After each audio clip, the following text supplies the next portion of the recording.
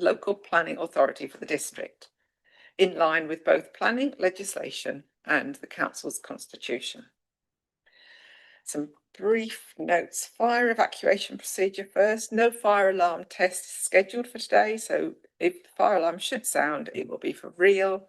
In the event of a fire, please follow instructions that will be issued to you and congregate in the south car park near the children's centre, so out at that side. Fire exits are clearly marked, including double doors straight out that way, but there's a door behind. Do not re-enter the building until you are informed it is safe to do so. Could I please ask that everyone present ensures that mobile phones are changed to silent mode or switched off? Thank you. And will all those present please keep their microphones muted until they're called to speak? Please can I ask those in the room to make sure their microphones are positioned close enough to register your voice, and to also switch them off when you finish speaking to avoid feedback. Those from the public gallery who are going to speak, I'll talk you through that as you come up to speak as well. A reminder to members that if you need to leave the room for a comfort break, don't just get up and walk out, but please ask me to adjourn the meeting, otherwise you will not be able to continue participating in the debate on that item.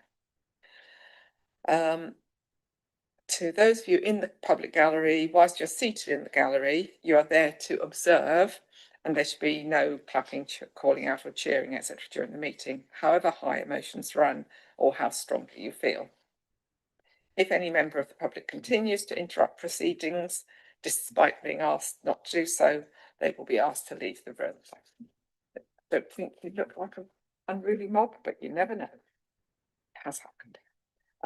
In the unlikely event of any exclusion of the public, the meeting will continue to be live streamed, so would remain open to the public, even if all or some members of the public are excluded from the meeting room itself.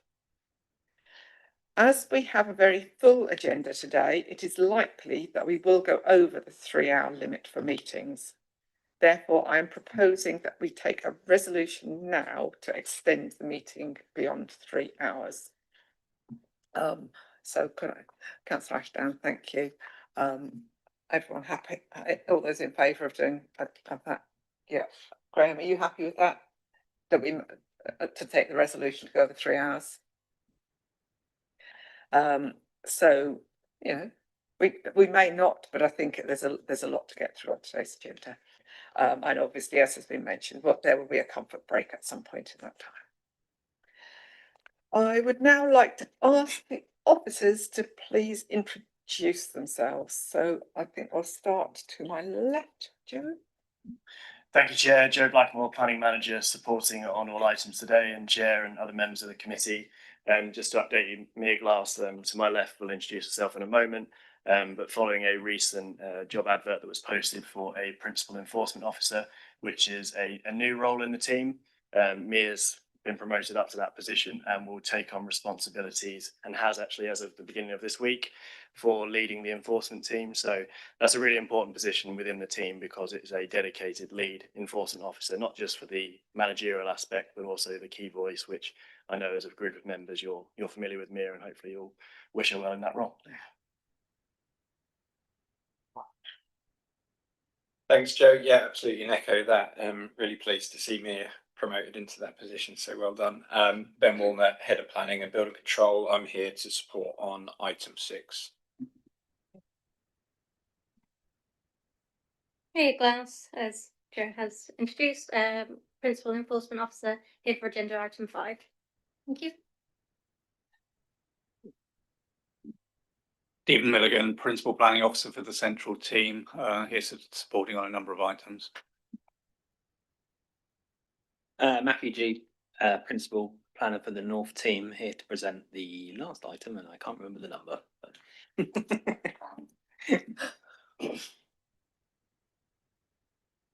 Massa Caviani, Senior Planner, presenting item 1, Pakefield Village. Becky Taylor, Assistant Planner, presenting items 9 and 10. Jamie Bayling, Senior Planner for the Central team, presenting item 8 today at the Pavilion at Southwold. Ellen Atwood, Senior Planner, presenting item number 7. Emma Lentz, Assistant Planner, presenting item 11. Ellis Ricks, Housing Project Manager for Sizewell C, observing today. Pip Alder, Democratic Services Officer. I'm clerking the meeting and I'm joined by my colleague Agnes Ogundiran, who's hosting today. Thank you and welcome to all. Agenda item number 1 is apologies and substitutions. Apologies have been received from Councillors Hammond, Ashton, Cereza, and Councillor Robinson is substituting. Thank you for that. Agenda item 2, declarations of interest. Councillor Ashdown. Just for clarity's sake, declarations of interest on the Sizewell application, as I've had dealings with officers from Sizewell in varying capacities on the council programmes. Item 11, 7 Windsor Road. Board member. Yeah. Okay, thank you.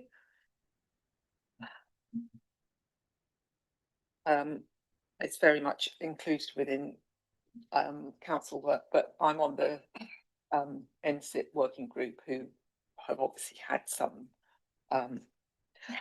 links with Sizewell, not specifically on accommodation, but it's all part of it.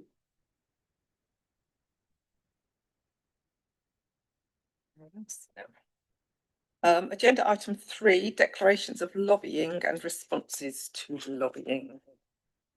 Councillor Ashdown. Lobbying on items 6 and 7, no response. Thank you. Councillor Pictures. Ditto. Yeah, and for me. Anyone else? Anyone else? Had emails or anything? No.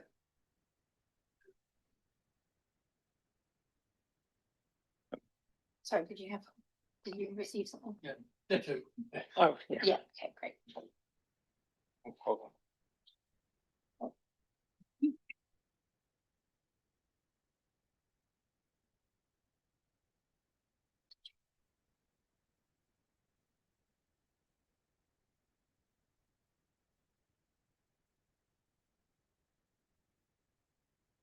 David, we're just at the stage of declarations of interest and declarations of lobbying. Do you have anything to declare in either of those respects, please?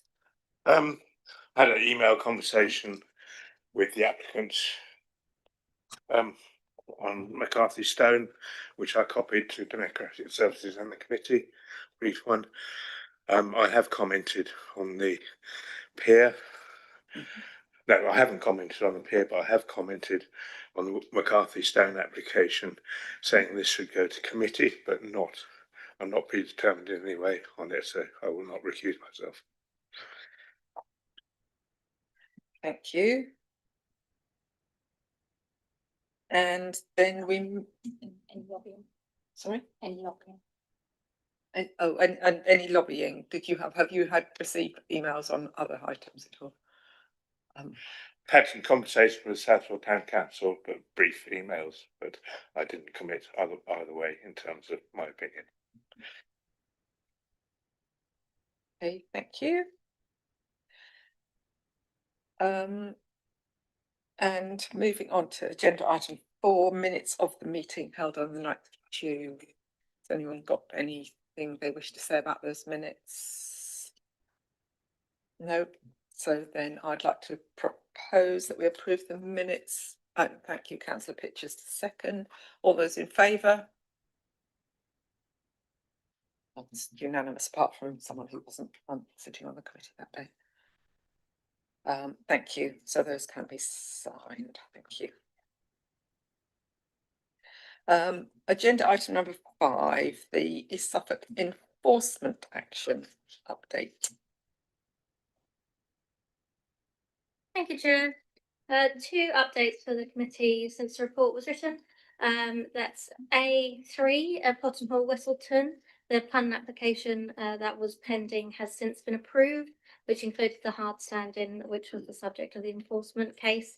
Therefore, the case has been closed following that approval. And then C2 Pastures Street North Cove. A site visit was conducted last week on the 6th of August. A good deal of work has actually been done to clear that site to comply with the notice. There are a few outstanding matters, and therefore we are considering the best way forward, given that we are also under the understanding that more was due to be removed this week as well. So discussions are ongoing to decide where to go with that one. Are there any questions?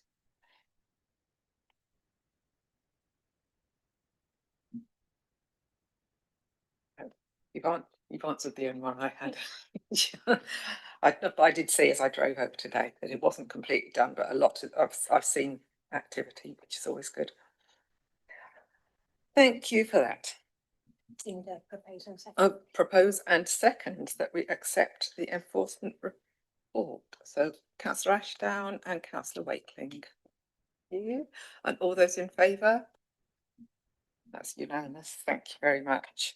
And thank you as ever for your work, enforcement, and congratulations, Mayor, on your new role.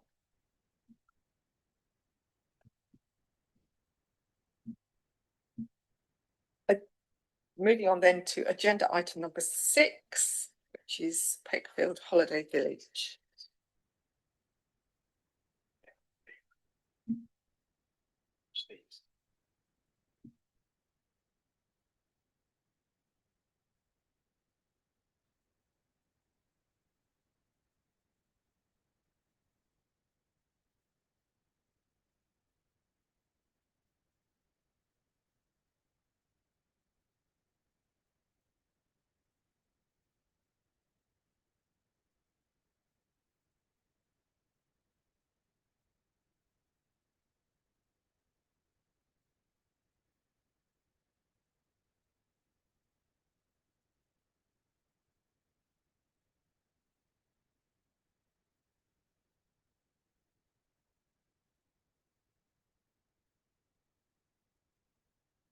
Hello, everyone.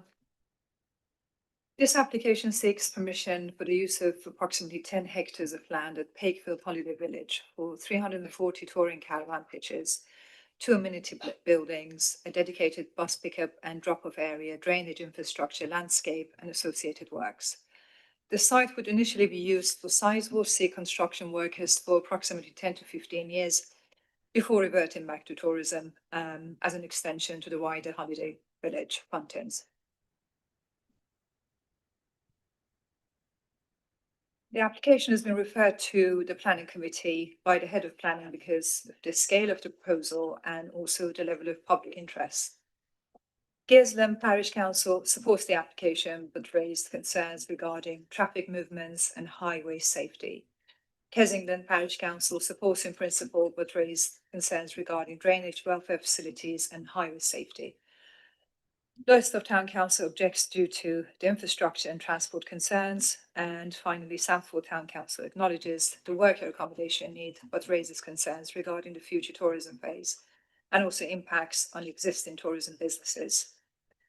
The ward member comments and raised concerns with regards to adequacy of welfare facilities, motorhome servicing facilities, right-turn movement on the A12 London Road, highway safety, possible left turn only arrangements if conditioned, when conditioned, wider highway improvements.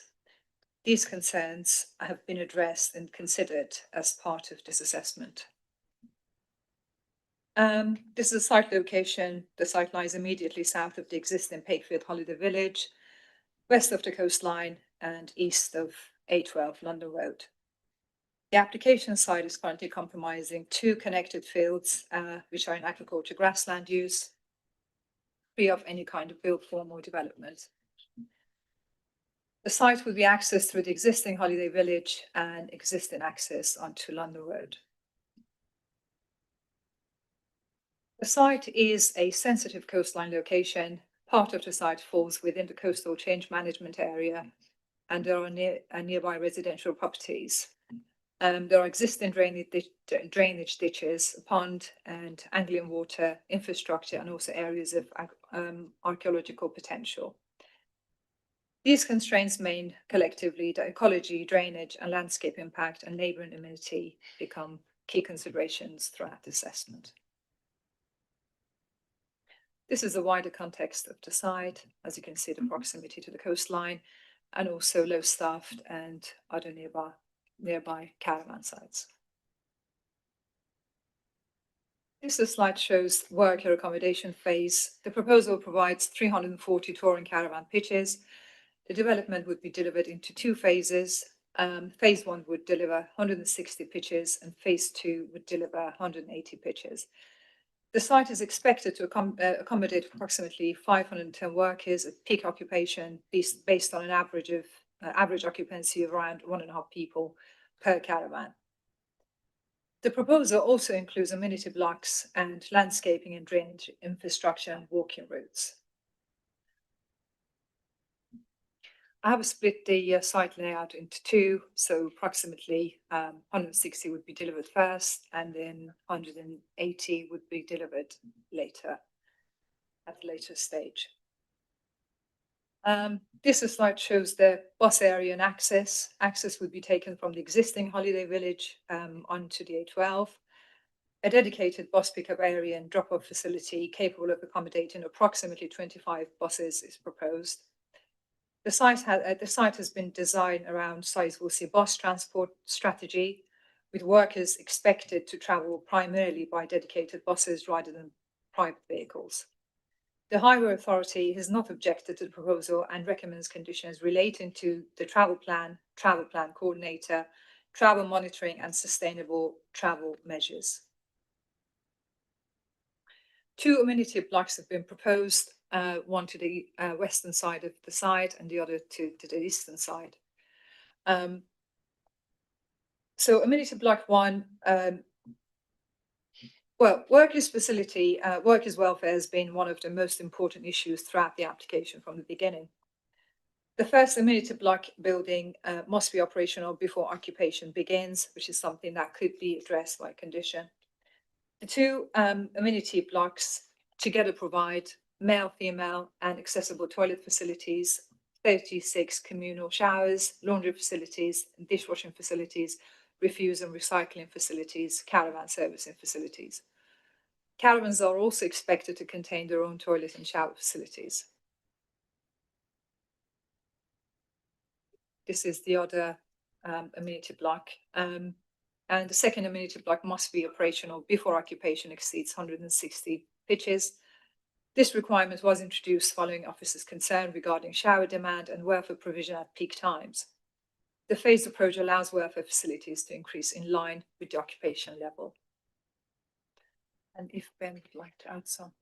Yeah, I think I was just going to add some support and context around Martha's contribution there. I think just to emphasise to members that this is an area which has had probably a disproportionate amount of officer attention during the course of this application. A construction worker touring caravan site of this scale is unprecedented in this country, we believe.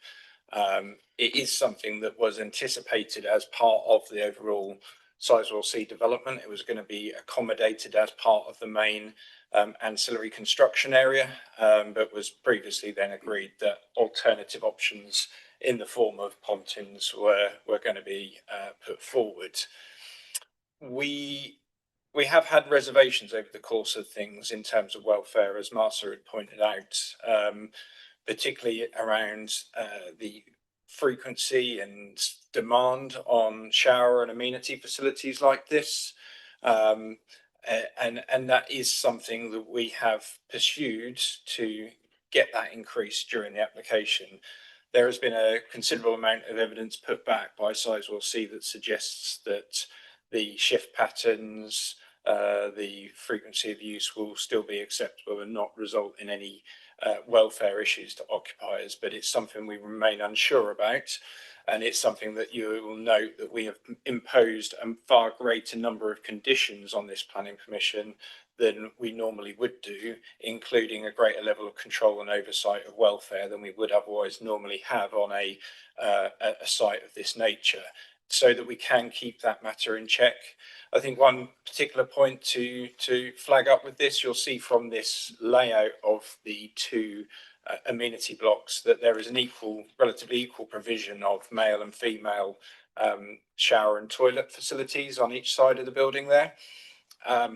As much as we are hopeful that there will be a enhanced gender balance of workers on the Sizewell C construction sites, the reality probably is that this site will have very few female occupiers and a predominantly male workforce.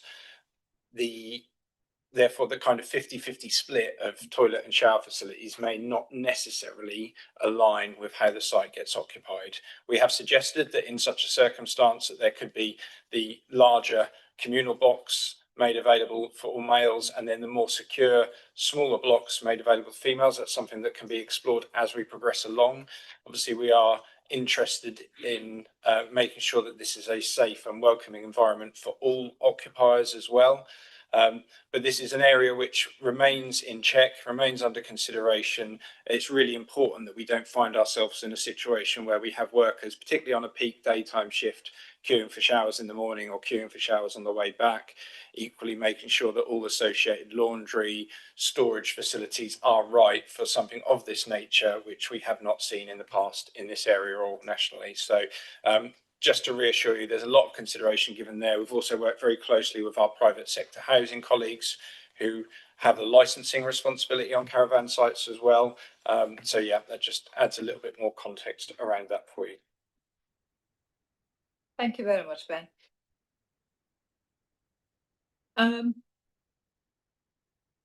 So as you can see, the site has existing access to the beach. The beach and coastline are, of course, important recreational assets for both workers and future tourists. Access to the coast remains available throughout both phases of the development. There are existing recreational facilities outside of the Red Line, however, within Pontin Holiday Park. The proposal benefits from its relationship with the wider holiday village. Existing facilities nearby include tennis courts, multi-use games area, play facilities, existing landscape, open space. And these facilities are located within walking distance of the proposed caravan site, as you can see. Following concerns raised by our landscape officer and ecology officers, the layout was amended to provide additional recreational opportunities. The proposal now includes a 1.3 kilometre circular walking route within the site, an additional half-kilometre recreational loop, connections through the wider holiday village. These routes form part of the recreational offer and also help reduce pressure on nearby designated habitats by encouraging people to spend more time within the site. I've also provided this slide for your attention.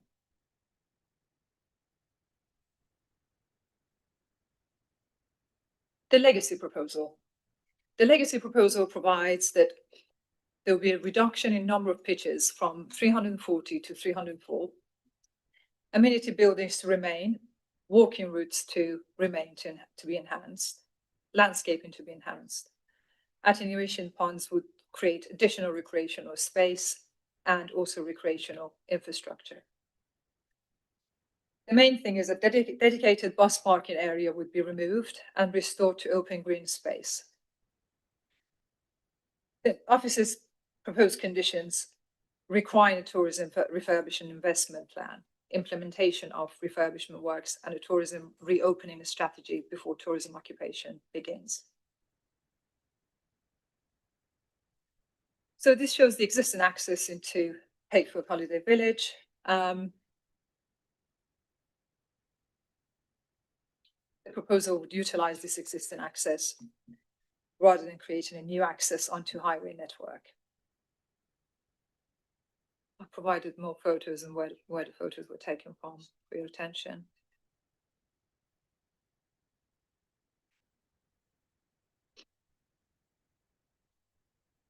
These photographs showed existing facilities available within the wider holiday village. And the touring caravan site would sit alongside the existing holiday village and would not operate in isolation. The nearest neighbours, as you can see, are located to the west of the site. And those are the nearest receptors, sensitive receptors in terms of noise and other amenity issues. The wider site already contains facilities which are not part of the red line outside of this application, the scope of this application. The wider site contains leisure facilities, recreational areas, and existing worker accommodation.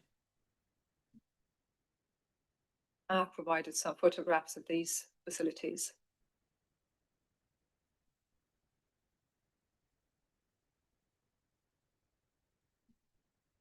Access to the site, there's no dedicated footpath. There's only vehicle access onto the site. And these are the existing chalets that have been proposed for workers, and some of them are occupied. As we understand, these are not fully occupied. They are undergoing refurbishment at the moment.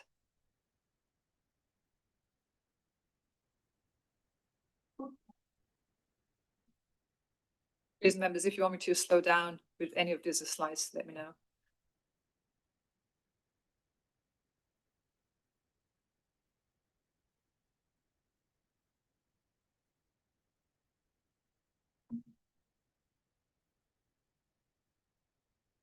These are the typical refurbished units that we have visited.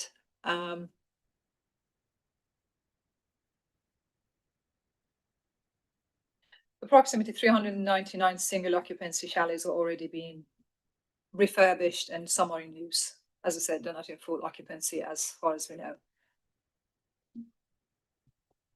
Just to add on that as well, I think in terms of the chalets that are being shown, they're shown for context of the host site. So there's no planning permission that's been required for Sizewell C workers to occupy these. So that's obviously something that's already underway alongside the caravan site proposal. Thank you, Ben. Yes, as Ben clarified, the application relates only to the proposed touring caravan extension and associated infrastructure. The image only helps illustrate the existing worker accommodation operation already established at the wider site. There are some existing facilities, as I noted previously, outside of the red line, outside of the current application, and at the wider Pontin site.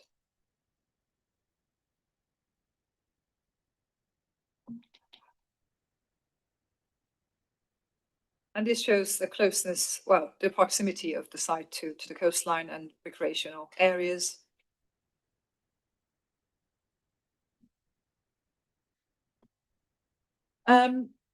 This slide shows the key consultation summary for your attention. Throughout the application process, a number of technical consultees raised concerns. Following number of amendments and submission of additional information, Highways raised no objection subject to conditions. The lead local flood authority raised no objection subject to conditions. Anglian Water has withdrawn their objections. Archaeology raises no objection subject to conditions. Environmental protection raises no objection subject to conditions. And the Council's Ecologies raises no objection subject to mitigation and monitoring measures. The habitat regulation assessment has now been completed and concludes that no adverse effect on the integrity of European designated sites would occur subject to mitigation measures.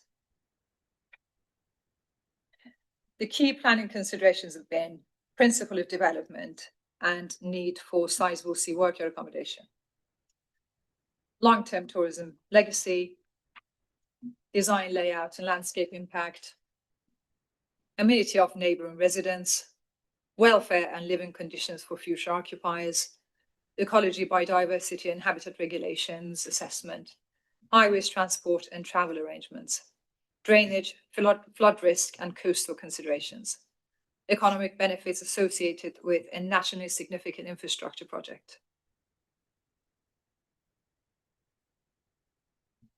Officers recognise that the proposal would result in a development of open land and a relatively intensive form of development.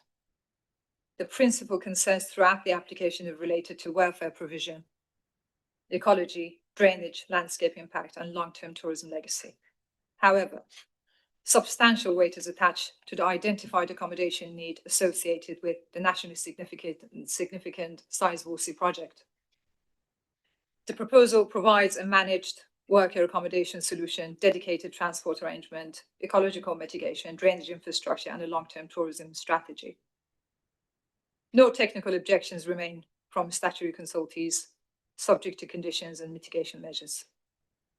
On balance, officers consider that the benefits outweigh the identified harm and therefore recommend approval, subject to Section 106 agreement securing RAMS mitigation and the proposed planning conditions. Thank you very much. Thanks, Martha. Just to add some emphasis around the conditions as well. One of the conditions, or it's two conditions really, that I'd really like to emphasise to you on caravan standards. So as a touring caravan site with caravan pictures, in theory, a caravan can come in quite a wide range of forms these days under the Caravan Act. It could be anything from a typical touring caravan or a motorhome right through to a lodge that looks almost like a house in many respects. But we do very much expect this to be for touring caravans, and I am certain there are many construction workers out there that do go from site to site with good quality caravans and are very proud of them and enjoy going from site and living in that way. But we are apprehensive at this scale that we don't end up with substandard caravans with workers being placed in them who may not necessarily desire to be within those. So we have sought to control specifically the nature of caravans. The last thing we want is poorly insulated, poorly habitable accommodation being made available. So there are conditions 9 and 10 that seek to cover that. Martha has set out also around the legacy point, and this is quite an important one, that we do see some beneficial legacy in a large touring caravan site in this location, which is an established tourism site, but it needs to come with the quality of complementary facilities as well. A touring caravan site of that scale in isolation is not particularly attractive to its users and doesn't provide a beneficial offer to the wider community.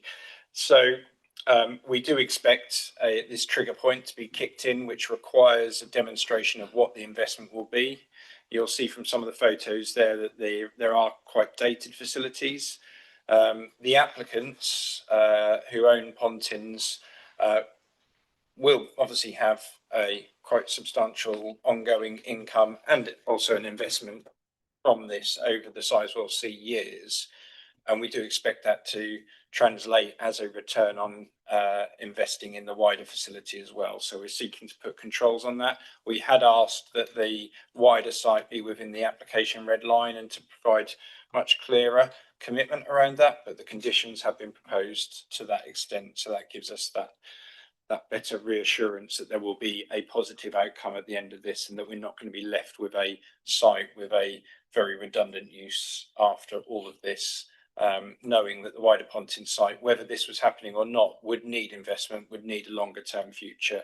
It wasn't necessarily sustainable in its current form for the long established tourism use that it has had. So just to emphasise and reassure on those points that have been considered there, and happy to pass back to you there, Chair. Thank you very much. There's, as we all know, there's an awful lot to take in on a large project like this, and I'm sure there are some questions. So, Councillor Robinson. Thank you. I've been down to Hinckley and had a tour down there. The facilities for the workers are excellent. Now, over the years, I've worked on sites or had been located in sites in a touring caravan. It's a miserable existence.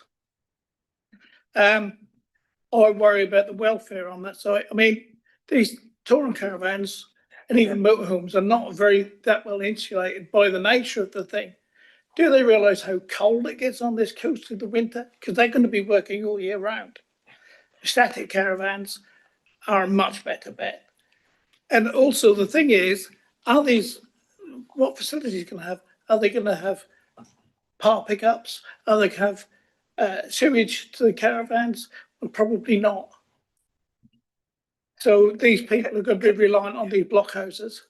I'm going to just sort of draw that into a little point at the moment. I've forgotten that you hadn't been on a planning committee for a while, and we've sort of slightly changed the order of how things go, and I should have made that more clear, that at this point we just raised any points of clarification about the presentation, rather than questions to officers. That comes later on, and that sounds like part of that question might need to go to the applicant. Yeah, this is a point of clarification on what facilities. So clarification, I think, is fine. And I don't know if you want to say anything on that one at this stage. I'm happy to. I think obviously Martha can go back to, maybe if you're able to go back to the layout plan slides, if that helps. But as a standalone touring caravan site facility within the application, it's limited to the 2 amenity blocks that you've been shown there that have the toilet, shower facilities, laundry facilities. The site is very much reliant upon the associated facilities that exist on the main Pontins compound. Now, the two are directly interlinked. The workers that will be staying in the chalets will be using the bus facilities that are proposed as part of this application. And I see no reason why during the Sizewell C occupation period, the two are not completely independent upon each other. So there are the cafe facilities, there's the swimming pool, there's the gym, the shop, all of that is there. But they're obviously 2 component areas. You're right to raise that obviously as caravans, there are considerations around the warmth and the cooling of them. I think in the summertime in a heat wave as well. I'm not unfamiliar with that experience myself, having spent a time living in a touring caravan at one point in my life. But it's this is why we've really made the emphasis to put these conditions on here, to the extent that we are able to go out there and do welfare checks to maintain oversight of what is happening on site, which is maybe what the applicant did not necessarily want initially, but we have proposed those controls. I think it's important that there is a facility for touring caravans. This is obviously a very large one. So I hope there's some reassurance in there, but happy to go into further questions down the line on that front. Thank you. So any other points of clarification?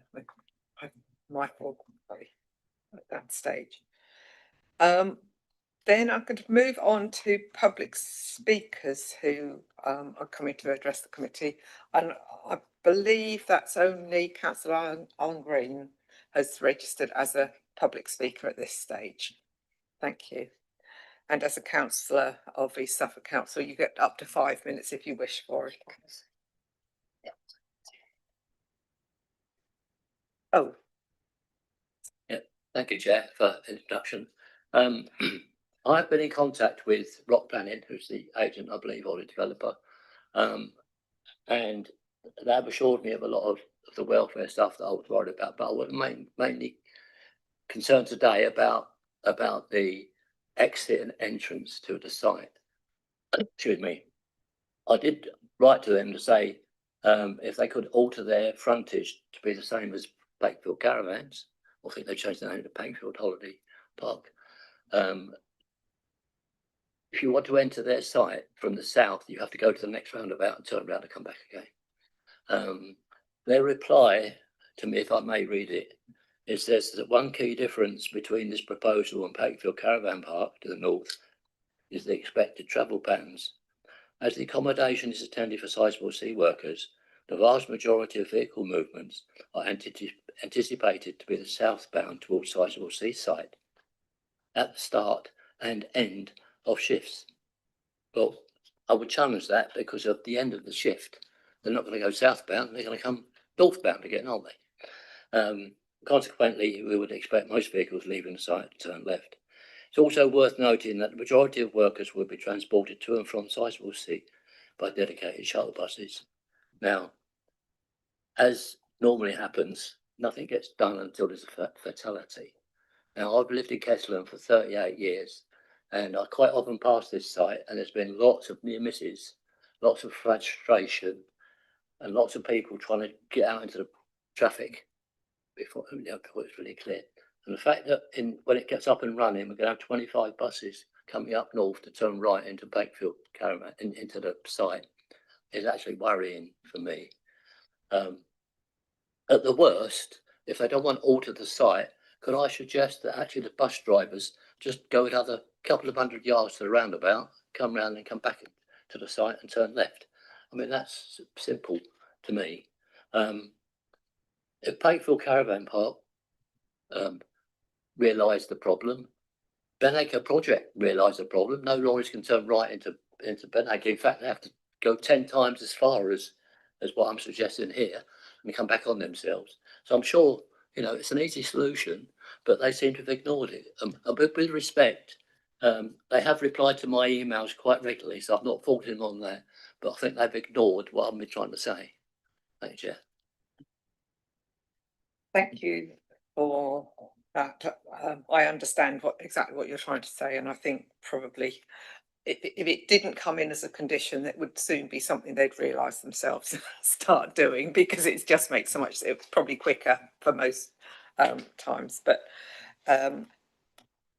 any questions that anyone has got for Councillor Green while he's there as ward councillor? Councillor Pitchers. Yeah, thank you. Have there been any concerns about the noise or parking of buses overnight or anything like that? I haven't been told of any. I mean, as you know, it was Pontins before, and when I first moved to Kesselham, the idea was people used to arrive on Saturday morning and go home on Saturday morning, arrive on Saturday afternoon. That was very noisy then, because holiday changed, 2 days, 3 days. I've not had any complaints at all on noise. I mean, I assume the buses are going to be, sorry, I meant to mention that, the buses are going to be electric or quiet buses, I hope. The storage, perhaps, I'm not familiar with, so I don't know.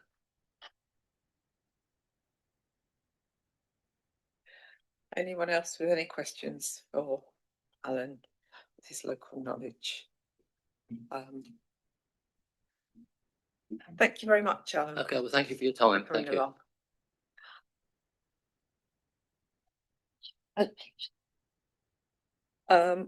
Just to say that we did originally have the applicant's agent registered to speak, and they've withdrawn, not able to be here or whatever. I don't know. Yeah, I sought to clarify that this morning. I had a reply saying that they've chosen not to speak given the recommendation approval. They said they're comfortable that the officer report represents the case positively and trust officers are suitably informed to take questions on the scheme. Yeah, they are not here to contribute. Okay.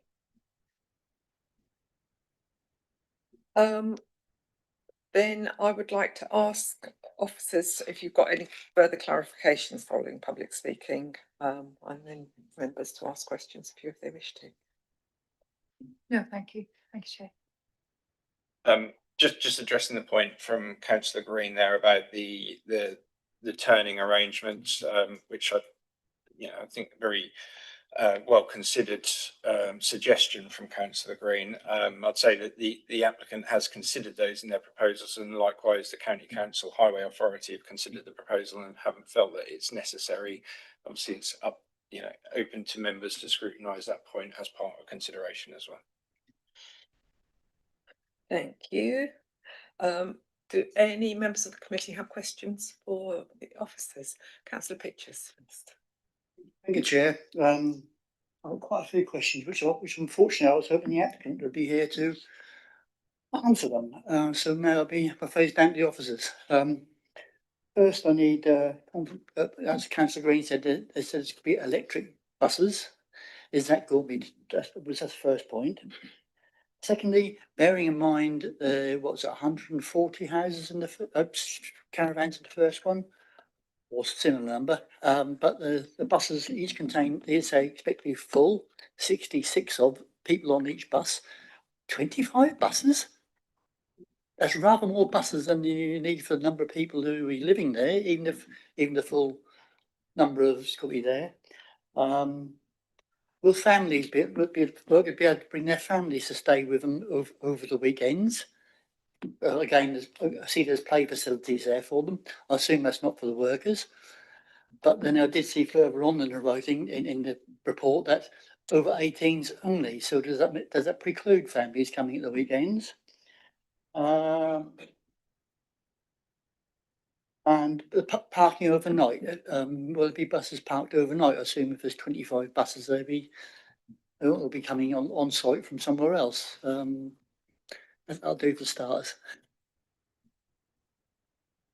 Yes, thanks. On the buses, I think the main intention with buses for Sizewell C, and I think some are underway at the moment, others are coming on courses, that they will be running a fleet of hydrogen buses. There's a facility due to be provided in Ipswich, and ultimately the Sizewell C buses will be quite considerable on the A12, going between the park and ride facilities at Hatchton and at Darsham, but there will be a well-established route between Lowestoft and the Sizewell C site and the park and rides as well, going up and down the A12, and this is seen as a core hub component of that route. So yes, the buses will park here overnight.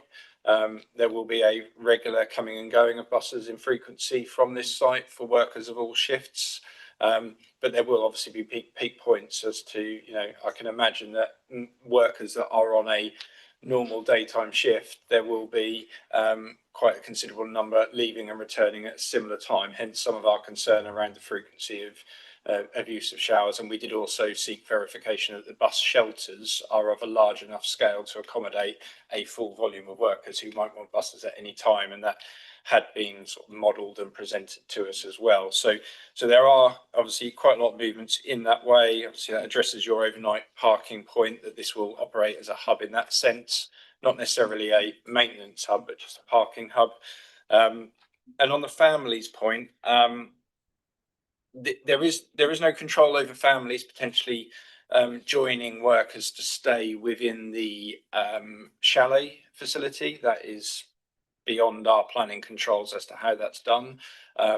We have chosen to restrict families staying within the touring caravan area.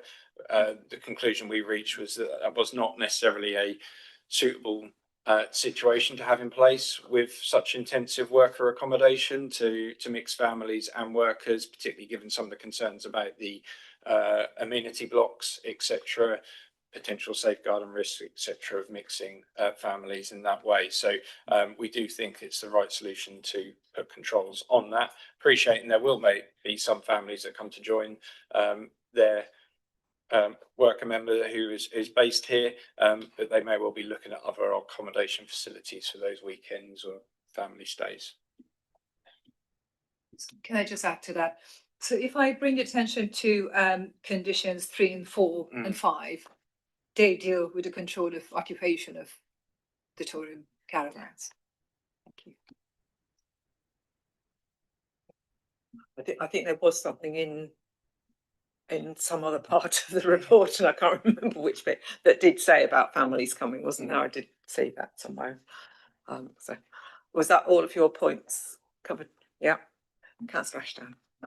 Yeah, again, 1 or 2. Certainly, I agree with Councillor Green that they should be seriously looking at that no left turn, and I would very much see if we could actually have that arranged, because it does work at the Pakefield site, and it's something that I would recommend.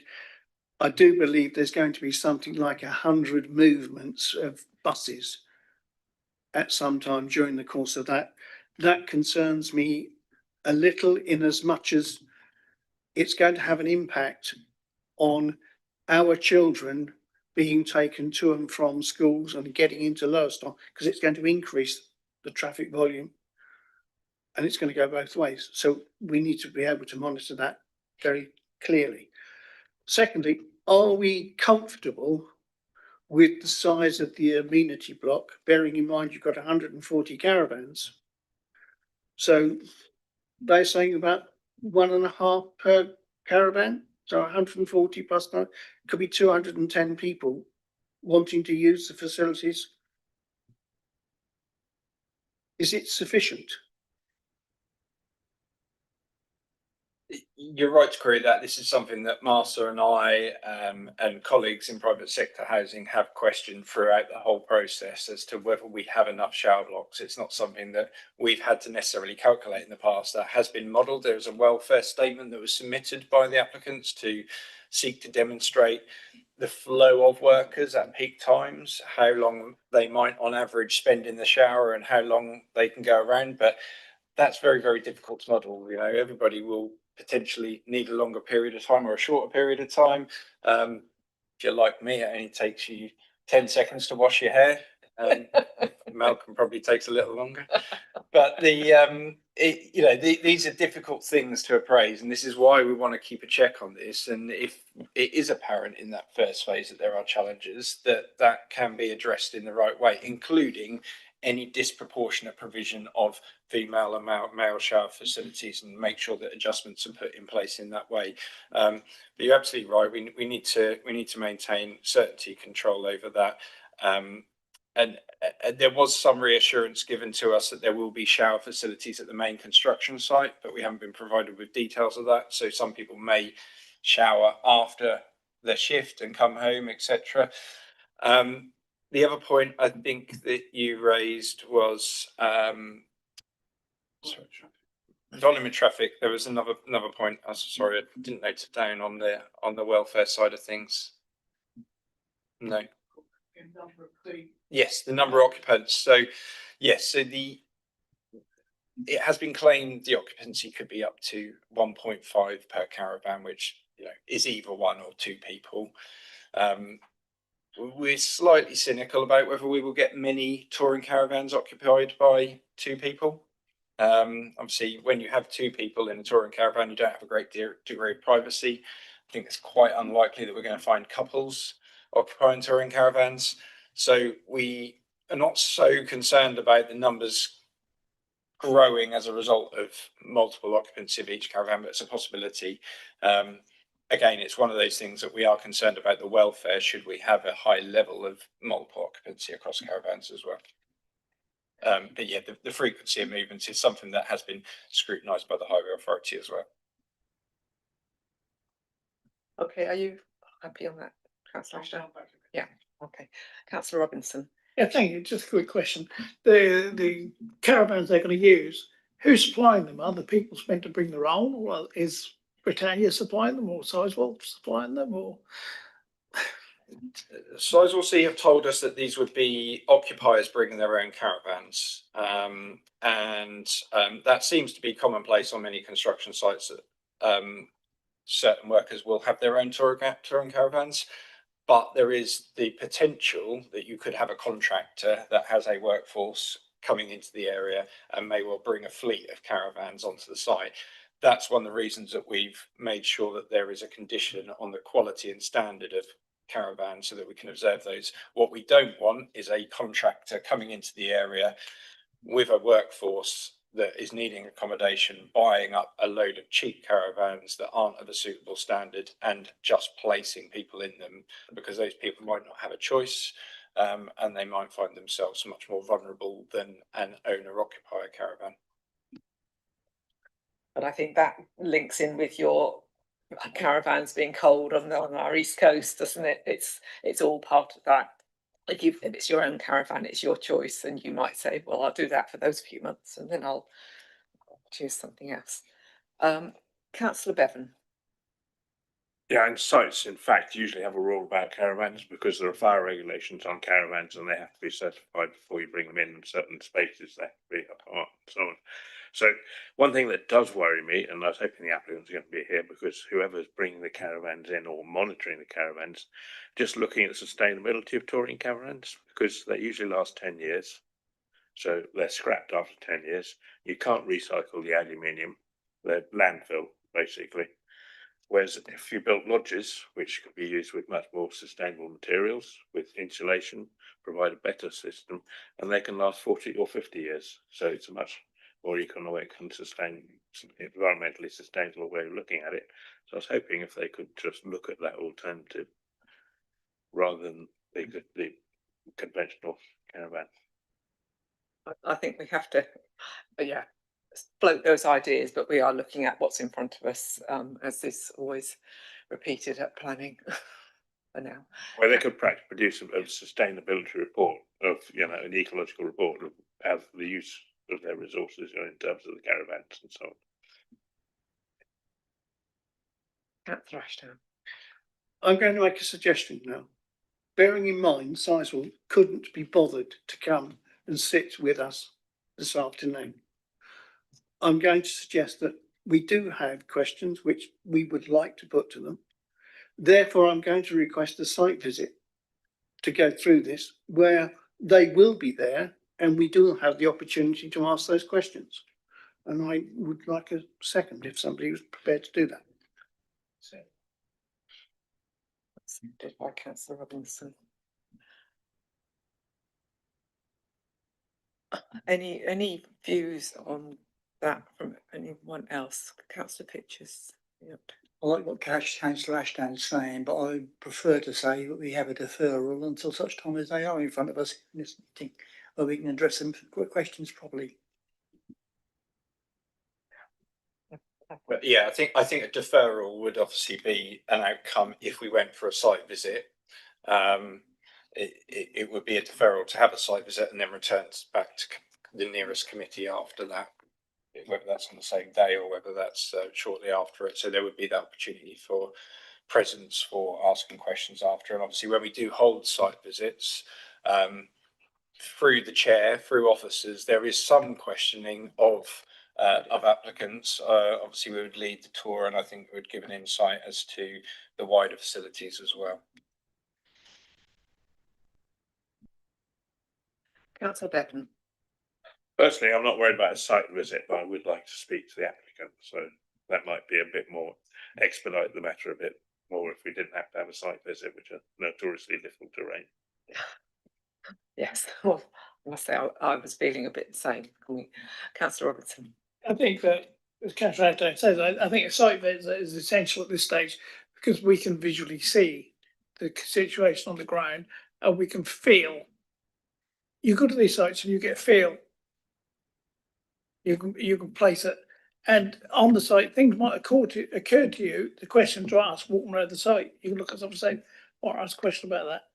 I think it's far more flexible to do a site visit while they're there. Question them on what you see and what you think at the time. As has been said, we don't question on the site visit. Yeah. I mean, I do know that basically a site visit is an empty field at the moment, isn't it? Is there, how much is there? It is an empty. Yes, largely it's an empty field. Obviously, it gives an idea of context, particularly the position of it in relation to the cliff, which you can just see on the screen there. Sorry, we've been sharing the whole time, so I'm afraid those viewers at home haven't been able to see the room, but apologies for that. But we should take in the wider Pontin site if we do visit, so you can see the chalets and the other facilities that are a sort of wider component of what is being delivered by Sizewell C here as a broader accommodation campus and the bus hub facility as well. Anyone else got anything else to say before we take a vote on that suggestion of a site visit? Then that has been proposed that we adjourn this for now, so that we can go have a site visit, and it would return presumably to next month's committee. And that was Councillor Ashdown, seconded Councillor Robinson. Sorry. It should be here. To add on that the applicant should be here for the next meeting. We can't force it, but I think we would very much reinforce that message with the applicant in further communication, definitely. Yeah, and likelihood is that at the site visit, someone from the applicant or agent would be there as well. because we're onto their land that they own. So yeah, anything else to be said before we take a vote on that? So all those in favour of a site visit, I think I was iffy. So, and those against, those abstaining. One abstention. Okay. Do you want to ask one? Reason on that, just because you think it won't achieve? I don't think it's necessary to go to the site, but I do want to speak to the applicant. Yeah. I do understand what you mean on that. The speaking to those who are doing the work on it's the more important part, I think, for the majority of us. Anything further anyone wants to say before we close this one for today? No. Okay, so that then is no decision to be made on that one for today. Thank you very much, Lisa.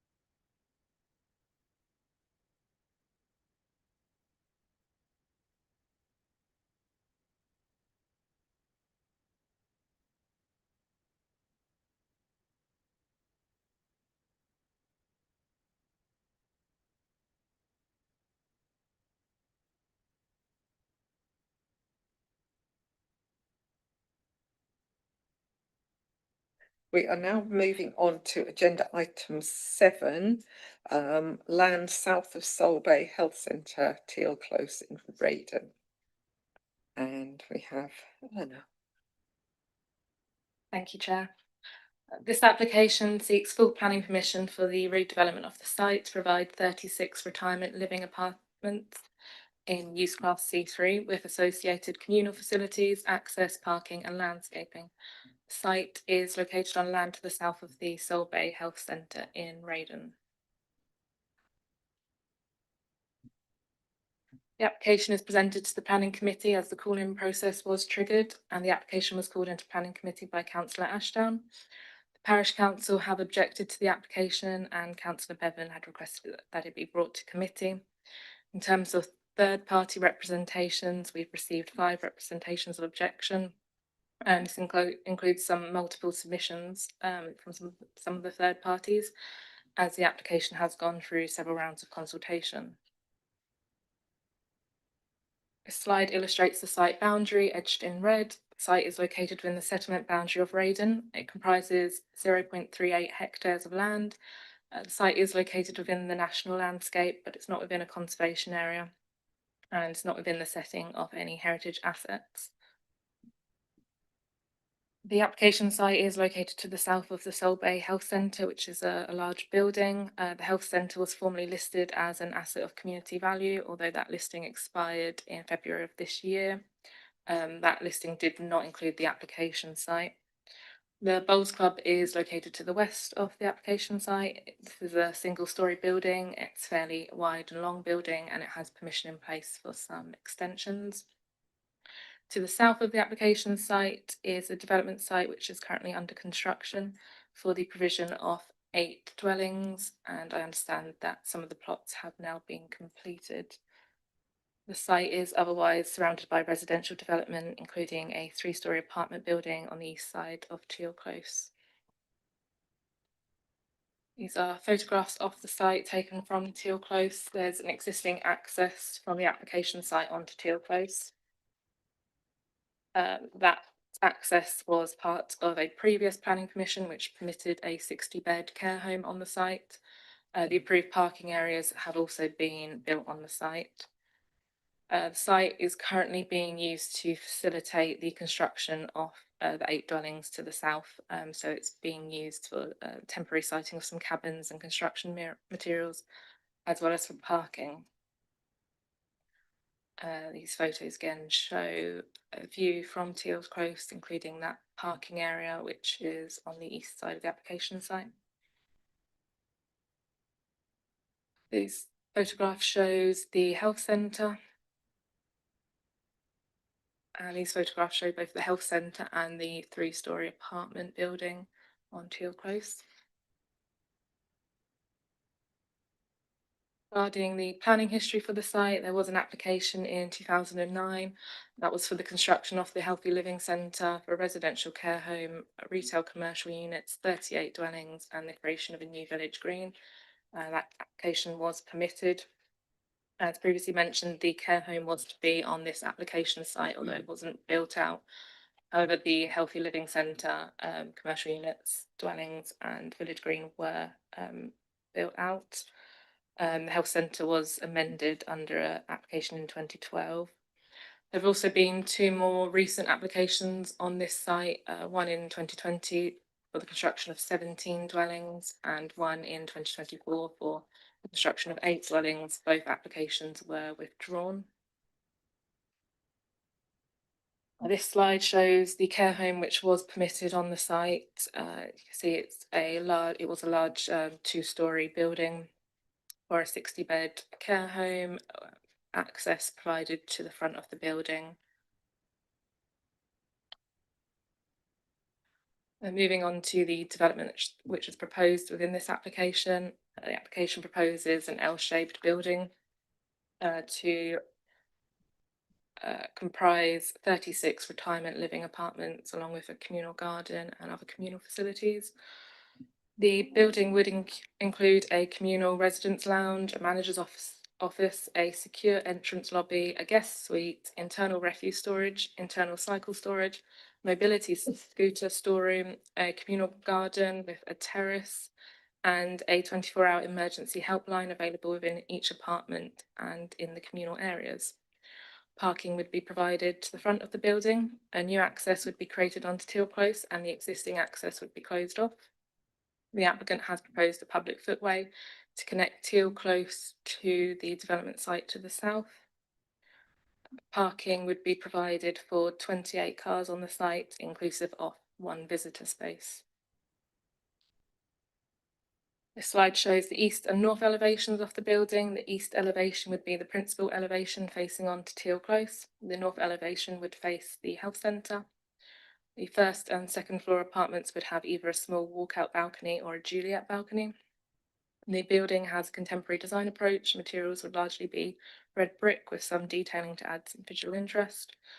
The building would be largely 2.5 stories in scale with some lower elements to help mitigate the overall scale of the building. The slide shows the west and east elevations of the building. During the course of the application, some false windows and brick detailing has been added to the gables to add visual interest. On the south elevation, the inclusion of false windows and balcony screens are considered necessary to protect the amenity of the nearest dwelling, which is being constructed on the site to the south. Slide shows the ground floor plan. The proposed accommodation is a mix of 1-bed and 2-bed flats. And those apartments on the ground floor will have a small private external amenity area. The ground floor also includes the communal residence lounge, which leads out to the communal garden and terrace area. And you can see the lobby, the refuse area, the guest suite, and the manager's office on the ground floor as well. There will be a lift to provide access to the upper floors as well as 2 stairwells. These are the proposed 1st floor and 2nd floor, again a mix of 1-bed and 2-bed flat. This is the proposed roof plan. It includes solar panels and access to the roof for maintenance. This is the proposed section through the building. The building would have a maximum height of approximately 12.5 metres. This is the proposed landscaping strategy for the site. So they are proposing to plant a number of trees on the site, which will soften the development. to the rear of the building, there would be the communal garden with a gazebo and a terrace and external seating, along with some planting beds for occupants. The proposed drainage strategy, which includes a cellular soakaway and permeable paving and rain planters. This has been reviewed by the lead local flood authority, who haven't raised concerns. They've recommended approval of the application subject to conditions. The applicant has also provided some street elevations to show the building within its context. At the top, we have the east elevation, and it's shown adjacent to the health centre. And at the bottom is the south elevation, shown adjacent to the 3-storey apartment block. And this elevation is taken to show the view from Halesworth Road, with outlines showing the dwellings which are being constructed on the land to the south, shown indicatively. And the Bowls Club building is to the left of the proposed development. The applicant has also provided the proposed site plan adjacent to the layout of the dwellings to the south, so that we can understand how the proposed development would relate to those dwellings which are currently under construction, and shows that the main bulk of the development is positioned away from those dwellings. The 2 dwellings being constructed closest to the application site would be bungalows with 1.5-storey garages. The property on the northeast side of that site does include windows facing north, and as such, officers have thought it necessary to secure screening to the balconies on that south side, as well as false windows to prevent overlooking into those windows due to the close proximity. Regard to the key planning considerations, the site is within the settlement boundary of Raydon, and it's considered that residential development within the settlement boundary is acceptable in principle. The council cannot currently demonstrate a 5-year housing land supply. The deliverable supply is currently 2.88 years for the Waveney local plan area. Therefore, paragraph 11D of the NPPF is engaged, which applies the presumption in favour of sustainable development. This means that the local planning authority must apply significant weight to the contribution from housing supply arising from speculative planning applications, even if there may be conflict with policies in the development plan. The proposed development also comprises specialist accommodation, and the planning practice guidance requires that local planning authorities count housing provided for older people within their housing land supply. This strategic housing market assessment identifies a need for 1,197 sheltered and extra care homes in the former Waveney area. Retirement apartments would be considered sheltered homes. So far, the delivery of sheltered and extra care accommodation across the local plan period has been limited, with very few new care bed homes or specialist homes for older people completed. I've now got a series of graphs just to illustrate the requirement for the need for housing for older people within Suffolk. On the right, we have the age structure of the population of Suffolk, and you can see that it does grow as the age of the population reaches about 50. So there is a high percentage of people over 50 within Suffolk. We also have the census maps, and this shows ages of 65 years and over, and you can see that there is a high percentage within East Suffolk, particularly in comparison to other areas. 27.8% of people in East Suffolk aged 65 years and over. And closer detail, 36.6% of people in Southwold, Raydon and Rentham are aged 65 years and over. So this does demonstrate that there is a need for housing for older people, which is only likely to increase. Moving on to other key planning considerations, with regard to the design, the proposed building would be large, but it would be located adjacent to the health centre and the 3-storey apartment building. And together with the health centre and the existing apartment building, the new building will form a cluster of at scale buildings. The building has a contemporary design approach. The variations in scale helps to mitigate the overall scale of the development. False windows and other detailing have been included in the gables to add visual interest, and boundary treatments have been revised in order to respond more appropriately to the character of the area. Officers are therefore satisfied that the design is acceptable in relation to the character of the area. In relation to residential amenity, the applicant has provided a daylight and sunlight assessment to assess the impact of the development on residential receptors, and officers are satisfied that the proposal will not result in adverse impact to adjacent dwellings through loss of light. False windows and balcony screens are proposed to the south elevation in order to protect the amenity of the dwelling to the southeast of the application site. It's otherwise considered that there is an acceptable distance between the development and neighbouring dwellings, that the development would not result in significant adverse impact to neighbouring dwellings through loss of privacy. Additionally, it's judged that future occupiers of the development would have acceptable levels of amenity. Regards to highways, a new access will be created onto Teal Close and the existing access will be closed off. Parking provision for 28 cars would be provided, including 1 visitor space and 2 disabled parking spaces. The parking provision is lower than Suffolk County Council guidance and would provide a ratio of 0.75 spaces per apartment. The applicant has justified the number of parking spaces on the basis of their other developments where demonstrated a lower demand.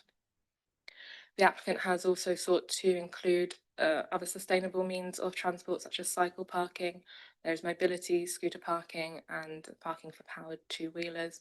The site is also within a sustainable location within walking distance to services and alternative means of transport. Suffolk County Council Highways has not objected to the application subject to conditions.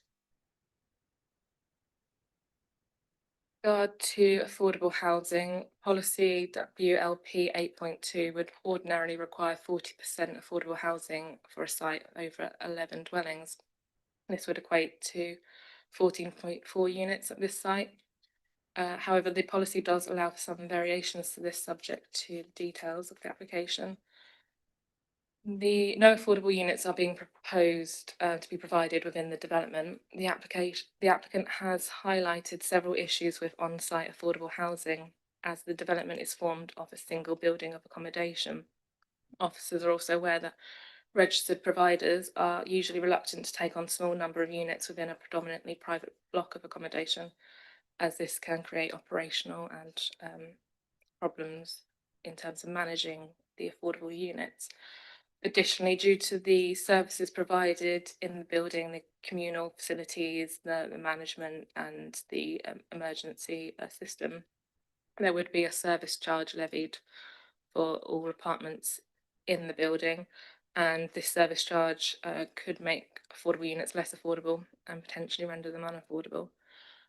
Officers therefore consider that the provision of on-site affordable units is not feasible or desirable in these circumstances, and that a commuted sum in lieu would be a better option. In accordance with the applicant has proposed a commuted sum in lieu of on-site affordable provision. In accordance with the Council's East Suffolk Affordable Housing Commuted Payment Schedule, 4.4 units split between 1-bed and 2-bed apartments would ordinarily require a commuted sum of over £1 million. The applicant has undertaken a financial viability assessment to establish the amount that can be paid for all planning obligations for this application, including a commuted sum in lieu of affordable housing.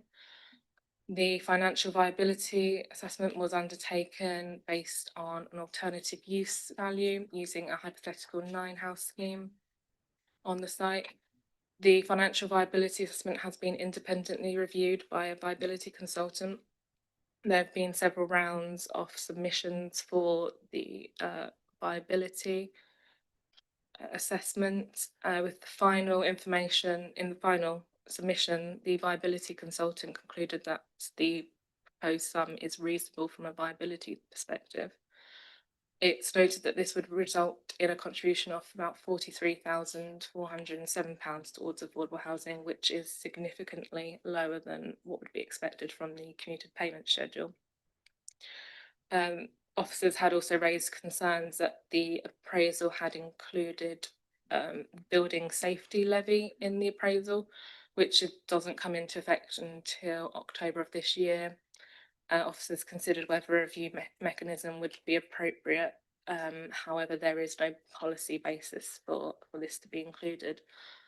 Following further discussions, the applicant has agreed to increase the total sum that they would provide towards all planning obligations, and this should allow for a total commuted sum for affordable units of approximately £87,302. However, recently officers have become aware that there is a discrepancy within the applicant's financial viability assessment. The gross internal floor area of the building was amended during the course of the application, it was reduced, and that change was not accounted for within the applicant's assessment or within the information presented to the council's viability consultant. This discrepancy could impact on the total amount which could be paid towards the commuted sum. Whilst it is unfortunate this has been picked up at this point in the process, this relates to the agreement of the total commuted sum. Officers are of the view that this can be concluded as part of the Section 106 agreement, where the final commuted sum would be agreed at a later stage. Moving on to the SIL and Section 106 contributions, proposed development would be classed as sheltered housing and it would attract a SIL charge of £0. As previously mentioned, the applicant has undertaken a financial viability assessment to establish the amount that can be paid towards all planning obligations, currently proposing a total sum of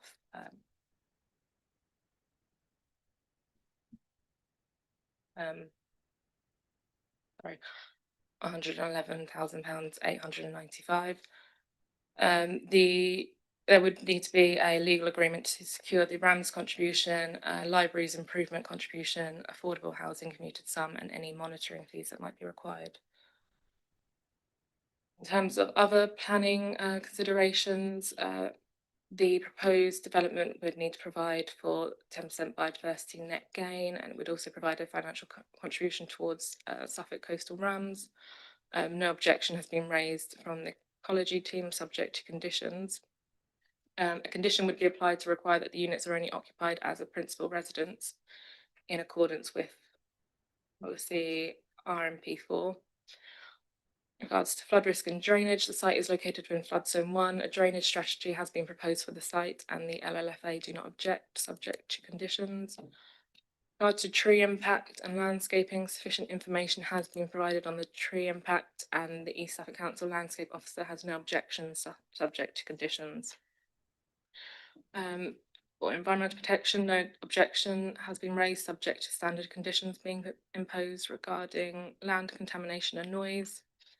Regard to energy and sustainability, the applicant proposes to introduce a number of low carbon technologies such as air source heat pumps and solar panels, and sufficient information has been provided to demonstrate compliance with policy WLP 8.28.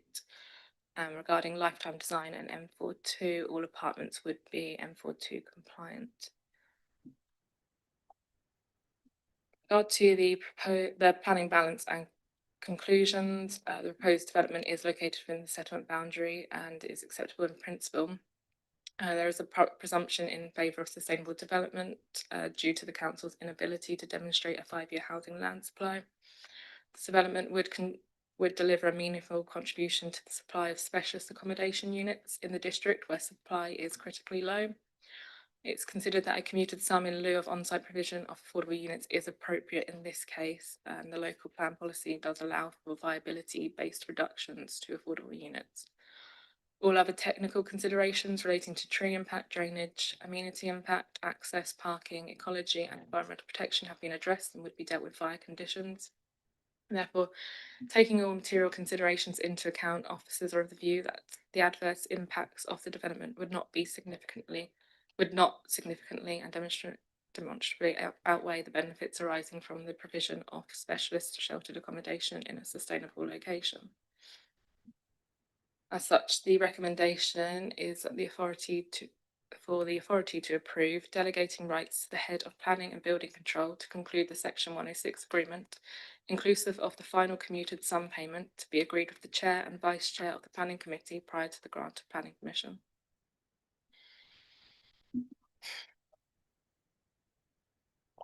Thank you very much, Eleanor. Is there any sort of clarification that anyone would like to ask us? Councillor Bevan. I hesitate to question maths, but just on the amount that would be due under commuted sums, I've in front of me the table here. So for a 2-bed flat, that's 160,000 in Southwell, Wolverstreet and Dunwich. And for a 1-bed flat, that's 120,000. So let's take the average as 140,000. If you multiply that by 14.4, that comes to a lot more than 1 million. In fact, it comes to nearly 2 million. Am I correct, or what's happened here? Is that from the payment schedule for the commuted sums?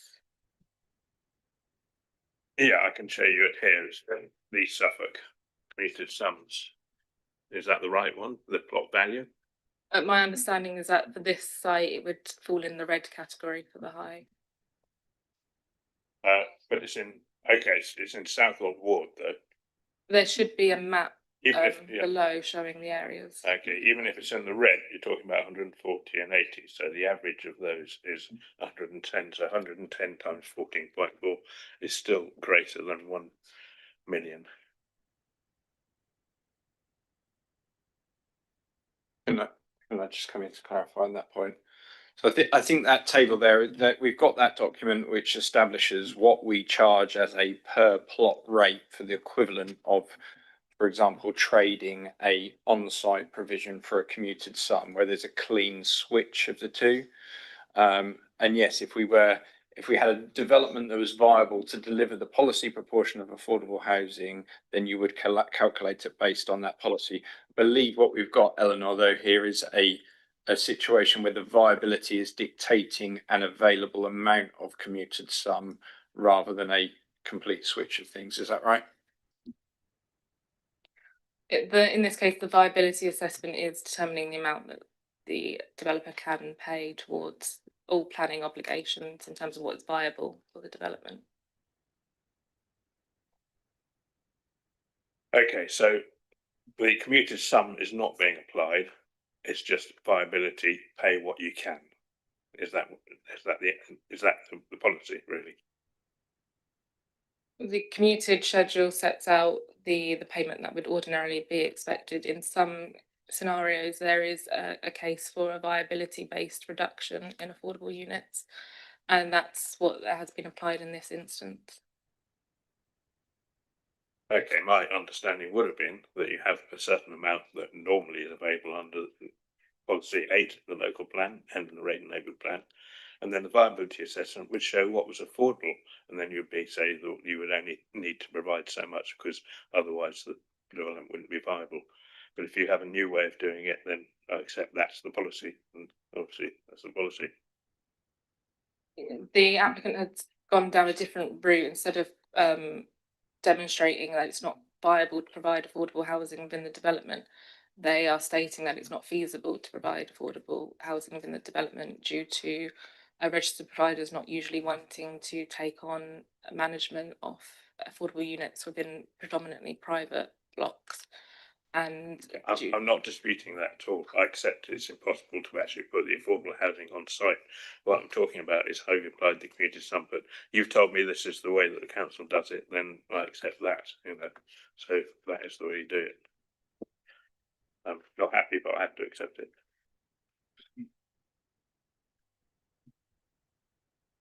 Any other things that anyone wants to clarify with Eleanor at this point?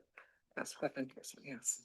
Yes, on the sustainability, because under the sort of tilted balance, it has to be a sustainable development, and there is an objective in sustainability of social sustainability. In other words, that it should supply for the diverse ranges within the community. To my mind, £300,000 flats, which could ultimately be rented out at 1,800 a month, are not really addressing a need locally. It's a very small part of the market, and there's already some bungalows next door that serve that surface of that market. So I question the sustainability objective there, and also question the economic sustainability, because this development and this business model depends on people having a house to sell in order to be able to afford not only the 300,000 flat, but the 10,000 or 5 to 10,000 a year service charges. Once that house is sold, there is no more money to finance this business. So I don't think it's economically sustainable or socially sustainable. That is my opinion.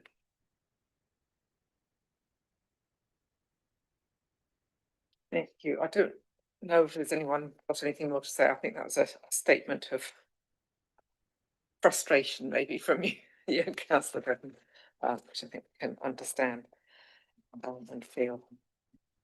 We have now got the applicant's agent, Ian Han, I believe. He'd like to come forwards.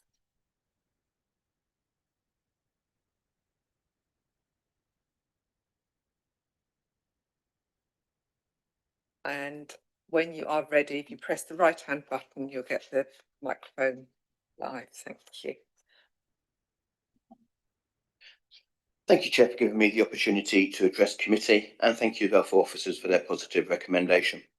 This proposal is for 36 age-restricted retirement living apartments set around communal facilities to provide comfort and security for people to live healthy, happy lives in their own homes, surrounded by a like-minded community.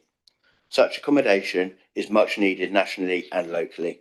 National planning policy guidance states it is critical that local authorities deliver housing for older persons, and is the only type of housing described in such urgent terms. Locally, the neighbourhood plan finds that the borough has a greater older population than the Suffolk and national averages. The Council Strategic Housing Market Assessment finds a potential need for 1,197 additional sheltered and extra care units, clearly demonstrating a need. The site is well located within the settlement area with links to local facilities and transport. The development itself is of a high standard of design, which responds to and complements the appearance of the area, with no detrimental impact on neighbouring amenity. The use of landscaping will further integrate proposals.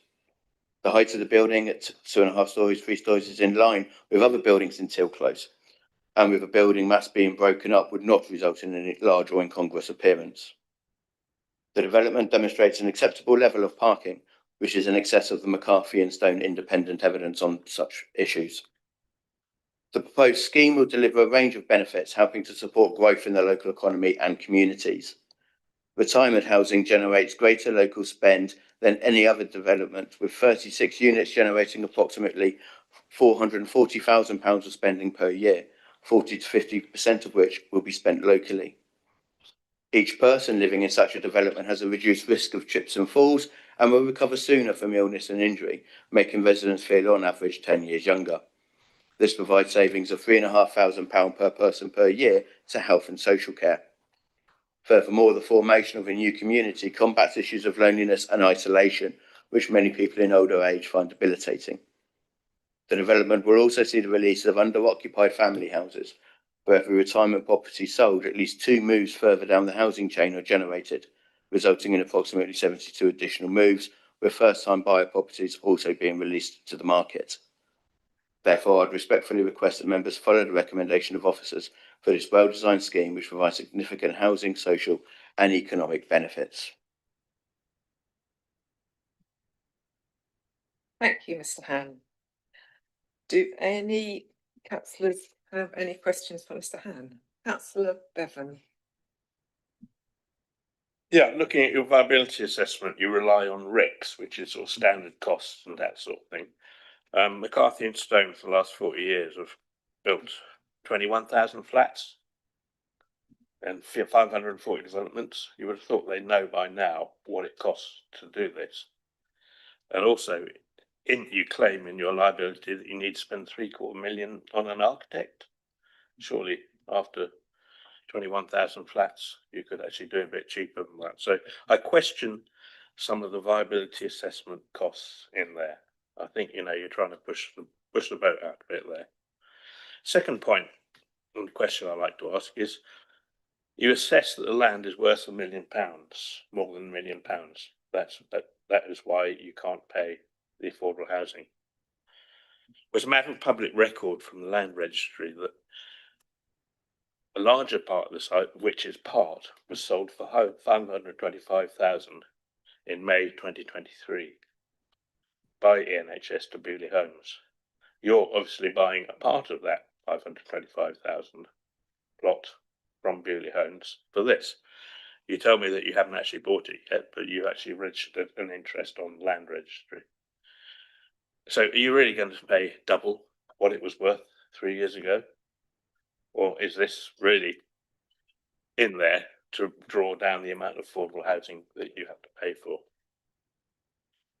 In terms of your using the alternative use value to assess the value of the land, I really do question whether using the 9-house development, which is not subject to any affordable because it's less than 10, as an example to give the value of the land, is really a good way of assessing how much the land is worth and how much affordable housing you should have. I think that is a mistake, really.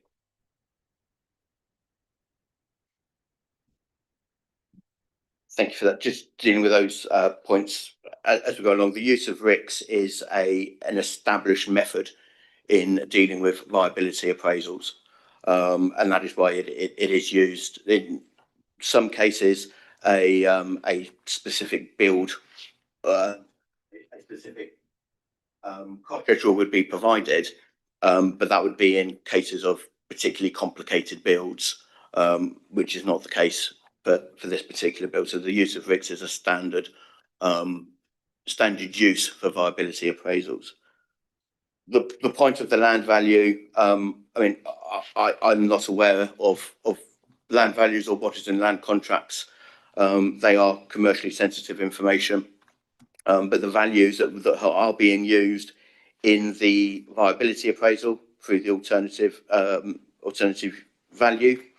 use value is a 9-house development is considered to be a policy compliant development, and that is why it is used.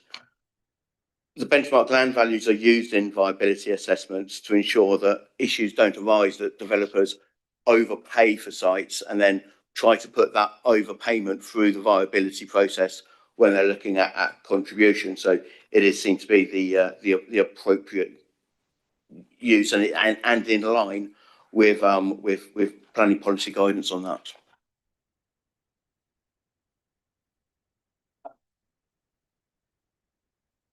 Councillor Ashton. Yes, thank you. I'm going to be a bit of a question really here. You're here on behalf of McCarthy and Stone. Yes. We have granted McCarthy and Stone planning permissions for sites within our district, one of which is in Halesworth, which is still there. We granted planning permission for that some 4 or more years ago. You've started on the site by obliterating it. Are we going to see the same happen here? Should we grant planning permission, or are we actually going to see this developed? I'm afraid I don't have any information with regards to the site in Halesworth. That's not something which I have been previously involved with. But certainly the sites that I have been involved with through McCarthy and Stone now for in excess of 12 years, I've certainly seen that when sites have started, they have been pushed through to completion. That is my personal experience of McCarthy Stone schemes.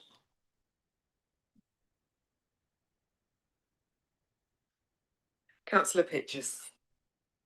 Thank you, Chair. Yeah, I see you're not only providing 28 parking spaces, and you claim that's because apparently older people don't use cars a lot, especially ones who've got the money to pay for sort of I see they've got providing cycling facility, storage for cycling and for two-wheeled vehicles, presumably that's e-bikes and e-scooters, which I don't see many older people using, but they tend to, people who are retired, especially living around that area, in my opinion, and from what I've seen, I'm getting on a bit myself now, we like to go touring places, and we're not like to do it on bikes or e-scooters. Most of us used, or buses for that matter, we all like to have our own cars, and so I do quite really question the number of car parking spaces you've got there. The provision of cycle storing, traditional cycle storing and e-cycle storing is something that's come through with further discussions with the local highway authority, who have requested that provision, and that provision is available within the wider buggy store within the development. The provision of car parking spaces, McCarthy and Stone have gone back to sites that they had previously developed, and they have done surveys and studies on parking. And what has been found during that time is that there is reduced parking over and above that you would normally expect from more open market housing. Although it's not a care development in such that there's a hands-on care being provided, for a lot of people it is still a needs-based move, and that need is predominantly through people, or could be through people losing partners who did the driving or not being able to drive themselves. So in the first instance, not everybody will come to the site and purchase a unit and bring a car with them. And also as well, it's just that when people do find that they move onto the site, car ownership, again, through the studies that have been undertaken, car ownership does drop off quite quickly. Again, because of being in a sustainable site or not being able to drive once people have moved in. So the evidence that McCarthy and Stone have and have provided to the Highways Authority on this point showed that actually this development would probably be best served by, an appropriate number would be 19 spaces, but we have suddenly put spaces in excess of that at the 28, and that has been something which has been agreed by the Highways Authority.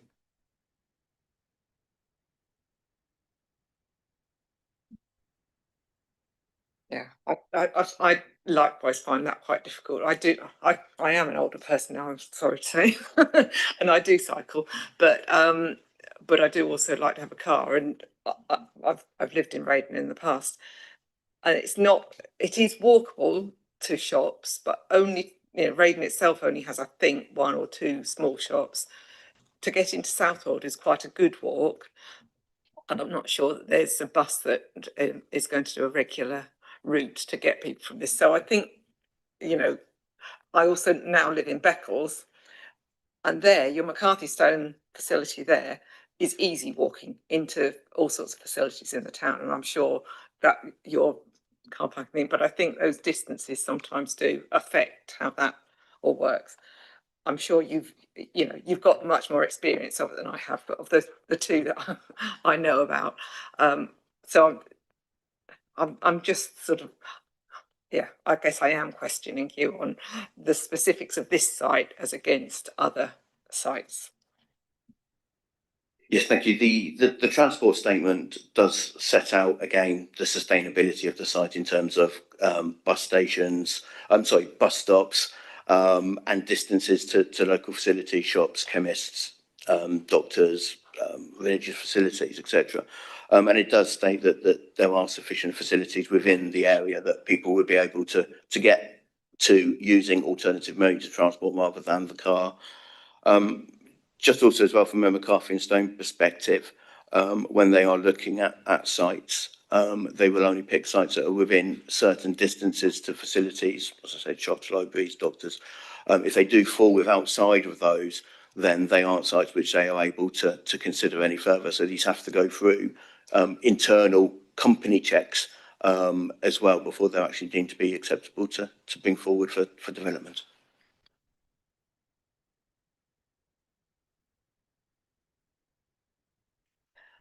Any further questions for Mr. Hane from anybody? Thank you very much.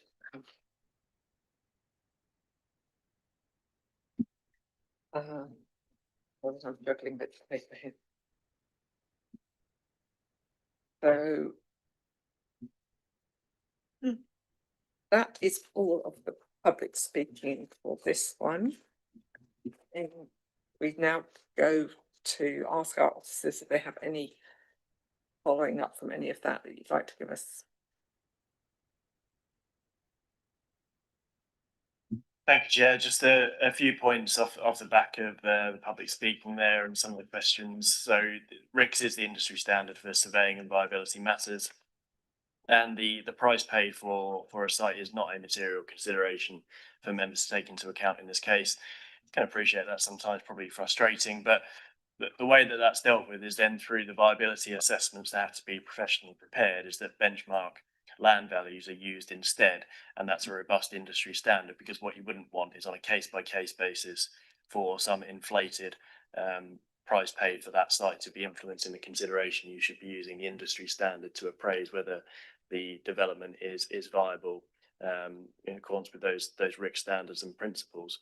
Just in terms of the wider Suffolk offer, I understand that McCarthy and Stone have sites at Beccles, Martlesham Heath and Ipswich that are already complete or at least partially built, and many of those are occupied. I think Halesworth is a particularly unique case. I might ask Ben Warner just to come in on some of the background on that, but I think there are some specific challenges to delivery on that we can perhaps clarify, which may give some context in response to Councillor Ashdown's question. So Ben, did you want to comment on that? Yeah, just to say on Halesworth, it's one I've been closely involved in for a while now. I fully agree with Councillor Ashdown that site has been very slow to come forward, but has had a number of challenges with it over time, particularly in respect of archaeology and ecology. They have recently commenced the planning permission, and I think have either achieved or about to achieve a Section 73 amendment to the application, and have given reassurance that they are due to start on site very soon to deliver that, alongside the opportunity that brings for a new community building as well that the Town Council are working on. So yeah, it was frustrating to see that one slow, but we have seen fast-paced delivery with Beccles and Martlesham as well. I may come in, Joe, just on a point around the parking provision as well. Is that okay now, or did you want to come back on anything? Just on the parking point, I mean, this is a regular point that is discussed when it comes to these type of applications, because I completely accept that to make these this form of housing as welcoming and as vibrant as possible for the older generation to move into, having parking is a key part of that, and making sure that, you know, people move into these to live in later life in ways where they can access the area. And Raiden and Southwold are a pair of very sustainable communities, but they are less connected than some of our other towns. We went through this matter very thoroughly last year with a similar nature of development in Felixstowe, and it was deferred from planning committee to interrogate the parking provision further and come back with further detail on things. And as part of that, the applicant in that case, which is a big national similar company to McCarthy and Stone, provided a whole suite of examples of their developments which have been completed, and set out the number of units and the number of parking spaces provided and the ratio of parking to units on those across those sites, including a number of them that were interrogated on appeal on parking provision. So I can just give you some examples here of those sites. So bearing in mind, this site proposes 36 apartments. Across those sites, there were sites of 49 apartments with 23 parking spaces, 50 apartments with 18 parking spaces, 34 apartments with 15 parking spaces, 58 apartments with 29 parking spaces, 57 apartments with 21 parking spaces. So the ratios tended to be as low as 0.31 spaces, and at the highest at 0.5. So we do have quite a proportionate provision here with the number of spaces to 36 apartments. So given the Highway Authority do not object to this, I think that's been well considered as to how that's all accommodated there.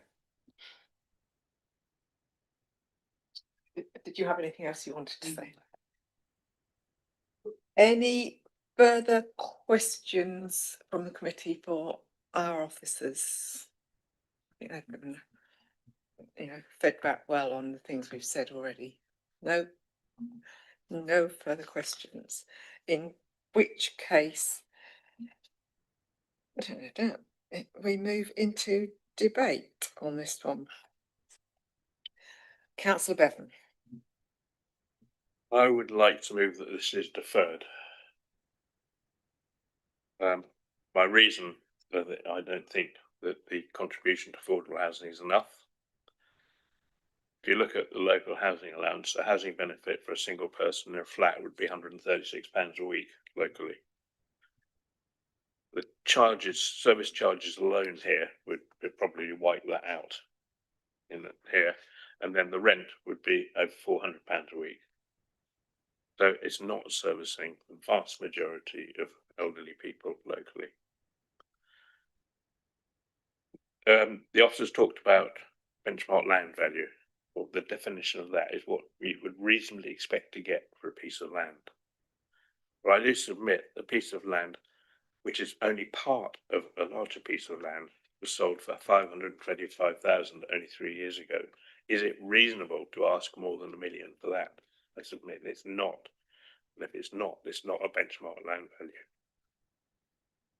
Viability assessments have used every trick in the book, really, to inflate the land value and to reduce the affordable housing contribution. We're looking at a 30% profit here. They were beaten down by our consultants to 17.5% of gross development value in terms of profit. They still got their 5% contingency on there, which is unacceptable in my mind. It's, you get profit for a risk. You don't have contingency as well. And then they have the cheek to ask for another 7% for interest on their own cash that they're using to build it. So you add that up, that's 29.5% return on their capital for something that's not very risky at all. It's already had permission for a care home there.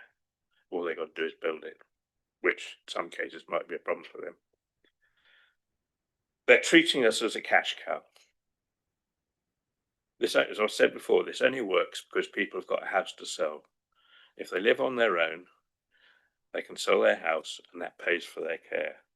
Once that money runs out and they're down to 23,000, they're thrown at the mercy of us, the council.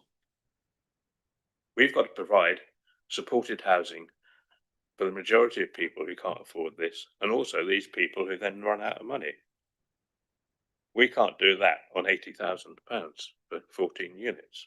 We need £2 million as a housing department to provide that housing for the community. We are called God's waiting room in my ward, and we know that. But by the same token, we weren't born yesterday. So I think that we should defer this until they come back with a much better offer so that we can cater for everybody in our community, not just a few people who've got a house to sell. So I'd ask the committee to support this deferment.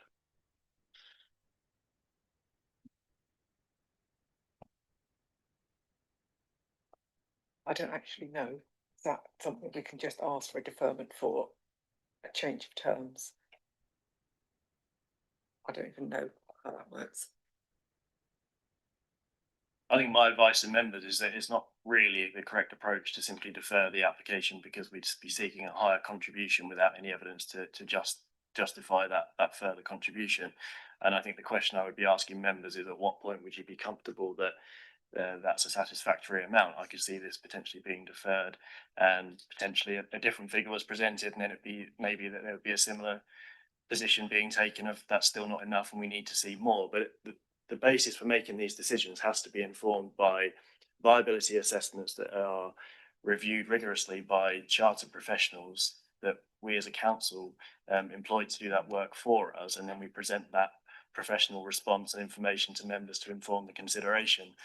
I have some obviously appreciation and understanding with Councillor Bevan's position and also the local perspective as well in terms of some of the concerns around the council footing the bill for care across a wider area. But I don't think it would be sound for this planning committee to come to a conclusion that the money's going to run out for people that potentially are occupying these properties. That's a very big assumption to make that cannot be made within the planning decision taking process. I think there probably is also another point to consider in terms of, yes, that it might be that for some people, they can sell their family home to fund this move, but the counterpoint to that is that then a family home within that community then becomes available. Clearly, we know Raiden and Southwold is a very desirable area. Those properties might still be quite expensive and not that accessible to many families, but there are still families that might have the budget and wish to live in those kind of properties. So I don't think it's quite as straightforward as perhaps that argument necessarily presents, Councillor Bevan, although I do completely respect your position on that. So I don't think there's really, to answer your question, Chair, a position of just we'd like to defer it to try and get a higher contribution. My preference would be through you, Chair, to see the debate carry on a bit further and understand members' position on the viability position here, the commuter sum offer that we have, and actually I think as well the scheme more generally, and getting the members' feedback on the scheme that's presented. Councillor Bevan. Yeah, just addressing those comments. I mean, the defer for a better offer would mean that they would come back with another offer and we could look at that offer, and then if the committee was happy, then we could agree that offer. That would be quite a straightforward process. But if that is not a process you're comfortable using, then the only way we can really do is reject this application on the basis that this is not enough. So you choose which way we go. I think there are other things to be debated within this, and as just been said, the whole, whether the scheme in itself is something that we're happy with, and feel it's what the community needs. Councillor Pitchers. This is a first for me. I understand what Councillor Bevan says, and I can't see how we can defer it. I very much want to reject the approval, but I can't see any grounds to do it. So that leaves me in a situation, do I approve? I don't approve, but I can't think of any grounds to it. So I am not going to propose approval. I'll make that, and that is the situation I'm going to put myself in. It's very rare for me to be stuck like this. Councillor Ashdown. Yeah, I'm in a similar situation to Malcolm. However, we have seen similar things happen in the past on delivery.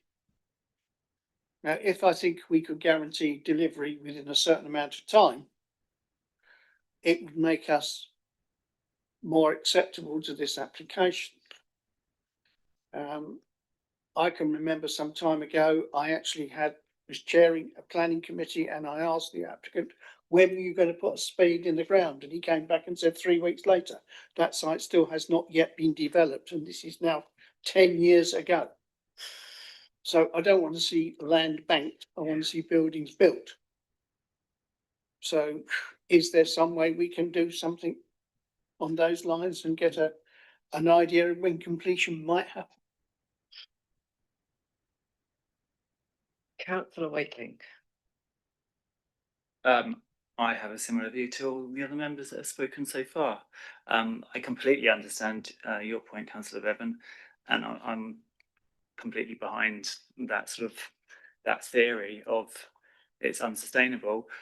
Also, Halesworth is my ward, and I find it rather unpalatable to be deciding a new McCarthy Stone development, retirement home development, when the one in Halesworth is just barren. They came in, they bulldozed a lot, and it's just, and I know there's been issues ongoing, but there's almost a 2.5 year gap between the last, I think it was the last discharge of condition, and then earlier this year, putting in for a variation of 5 or 6 new conditions. So I find that really difficult.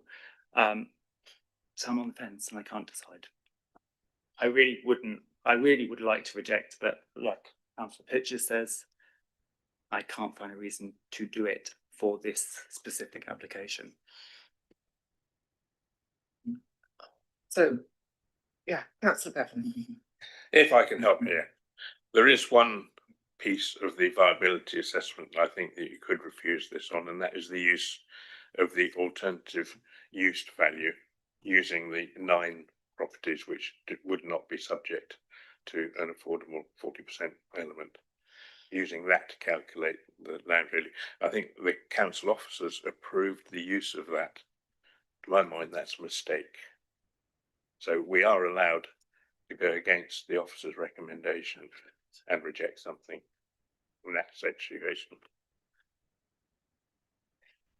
Yes, thank you. Thank you, Chair. I think there's probably a couple of points to make. There was the point around delivery, and this is not something we've discussed with the applicant, but it is in the gift of members to adjust the time limit for the implementation of a planning permission. And it's possible that if members were otherwise accepting of the proposal but wanted to see earlier delivery, you might be able to grant that planning permission with a 2-year time limit to commence the development rather than 3, so you could get a prompter start on site, something to consider. In respect of any motion to defer, I think the phraseology of that would need to be that you were minded to defer because you would task officers to go away and use of consultants to carry out a further scrutiny and review of the viability report off the back of the feedback today. Clearly, the underlying message of that is that members, yourself, Councillor Bevan, are not content with the commuter sum that's being offered, but it would be more of just a general, we wish for a further scrutiny and review of that viability report. So I think if there was a deferral motion proposed, and it seems potentially that's maybe where this is going, I would advise that it's framed in that way and supported to enable us to carry out that work. But just as an aside to that, obviously, if there's any members minded to support the proposal in its current form, there is the option to look at the time limit to ensure a faster delivery. Just to advise not to go too far with that, we've seen some instances elsewhere where councils have tried the 1-year approach to really get that going quickly. And actually, there are some works that developers have to do to get ready and mobilise on site in clear conditions, and 1 year is a bit tight. So just putting all of that out in the mix there for members to consider. But it does seem to me, Chair, that potentially it's a deferral that may need to be considered in those terms. And just sort of in amongst that, to throw another bit into the works, it is that whole, are we happy and comfortable with the proposed works as a going, putting money to one side, which I know you can't possibly do, but I think the 3-storey or 2.5, which is taller than the 3-storey next to it, part of this is also something that some of the local residents are certainly very uneasy about. So I don't know if there's anything on that side of things that anyone wants to go further along as well. Councillor Bevan. Yeah, I've looked at that side of it, and I appreciate the concerns, but I don't think there's any valid reason we could reject the application on those grounds. So I'm really concerned, and I welcome the officers' idea of the way that we could defer it to look again at the viability. I would be happy with that. So does that sort of, those others who've expressed some uncertainty about how things go? Proposing that, I will second it. Yeah, anything further they wish to say then at this point? So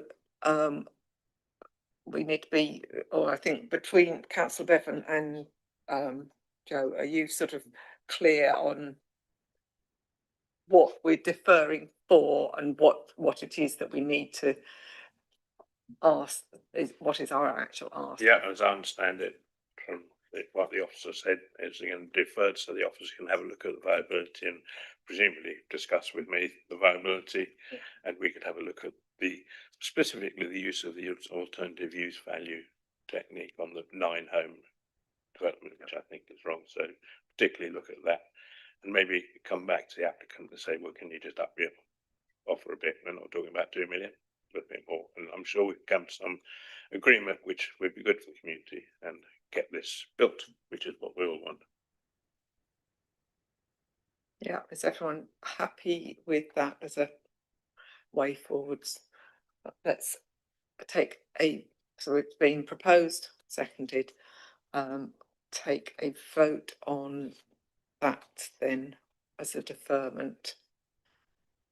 Which means, and so that's 6, those against and abstentions, 1 abstention. Reason in your abstention? If I may, sorry, I'm not sure on the. I was looking at the project as a whole, which I was reasonably happy with. So while I don't want to stop the project, I'm not sure about the argument about money, so I thought, well, otherwise, if it went for the money argument, I would be voting for the acceptance. Okay. In which case, yeah.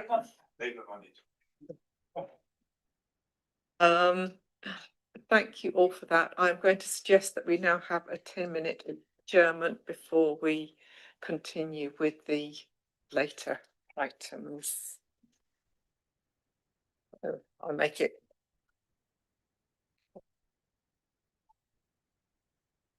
So I'd like to be starting again before 3:20, maybe.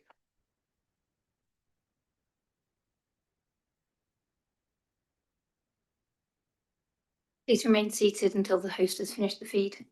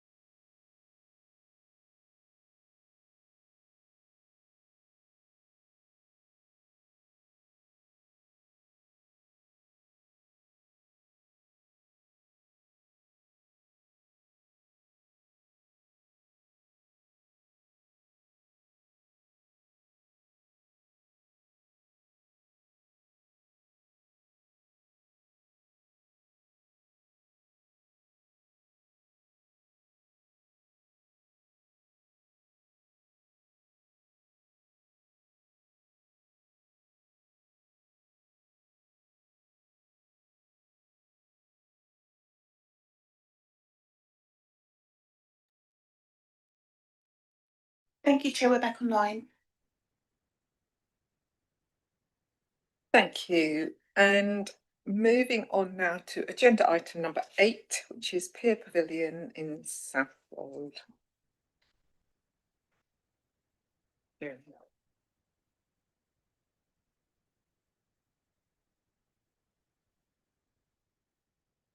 Thank you, Chair. Someone else got their microphone left.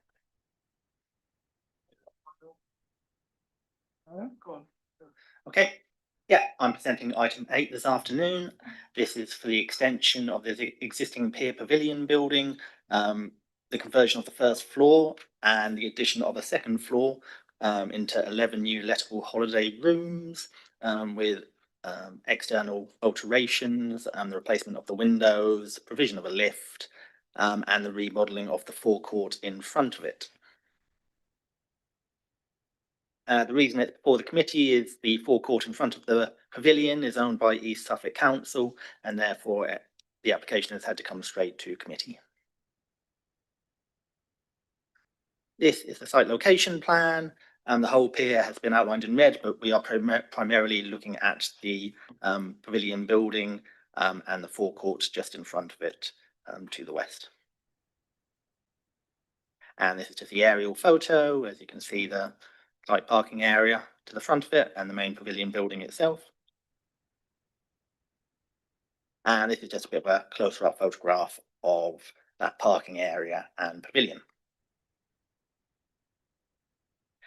So the proposal includes the sale of the land where the forecourt is by East Suffolk to the applicant, who is then looking to remove the parking of it and turn it into a pedestrianised area, which will mean the loss of the 14 car parking spaces in front of the pavilion. Now, it's probably useful for you to have a bit of background to this.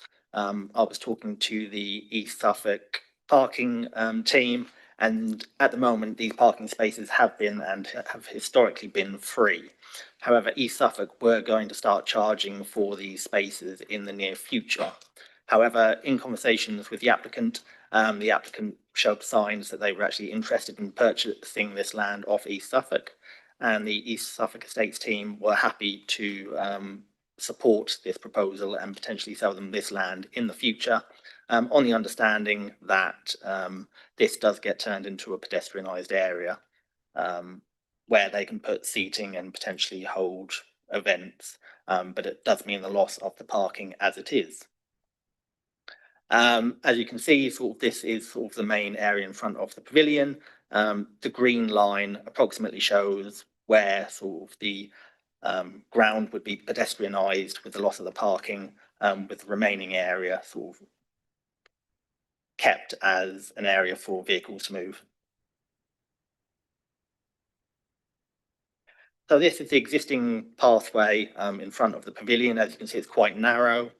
It's also quite difficult for people to move up and down in front of the pavilion when there is in the middle of summer, when it's quite busy. So the loss of that parking in the extended area would improve the public realm directly in front of the pavilion and movement up and down the promenade. So this is the plan submitted, showing just the forecourt with the resin bonded gravel in front of it. Any approval would be subject to further details. However, it's important to understand with this application that is what is proposed. And this is just a picture of in front of the pavilion at the moment. As you can see, it is quite a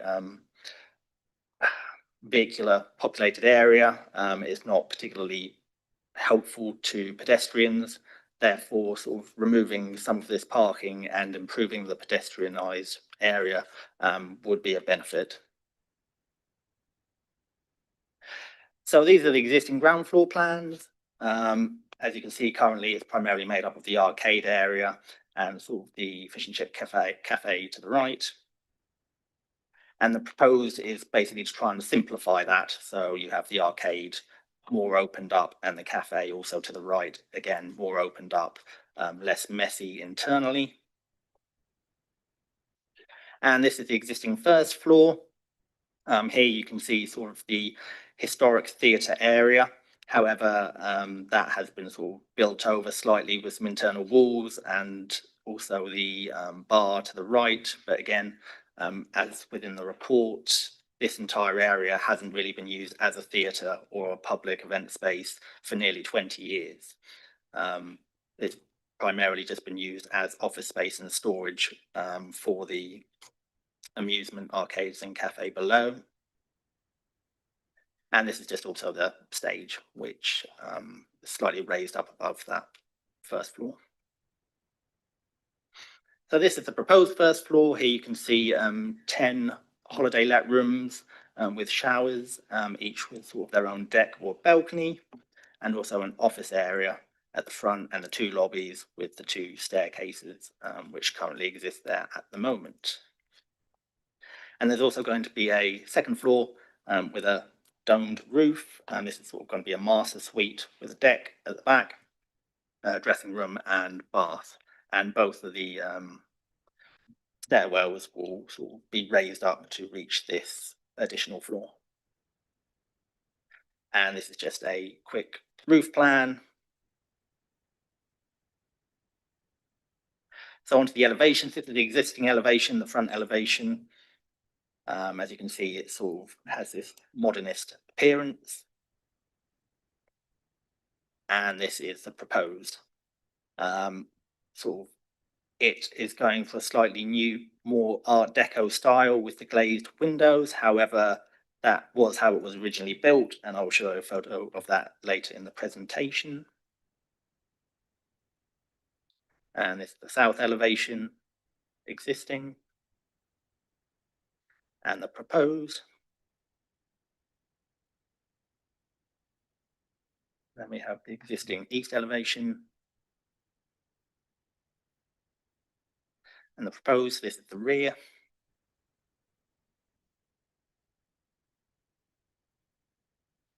And the existing north elevation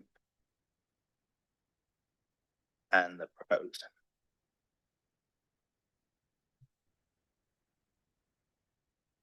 And just also a section through it. This is existing. As you can see, it's only 2-story at the moment, but the proposed brings it up to a 3-story.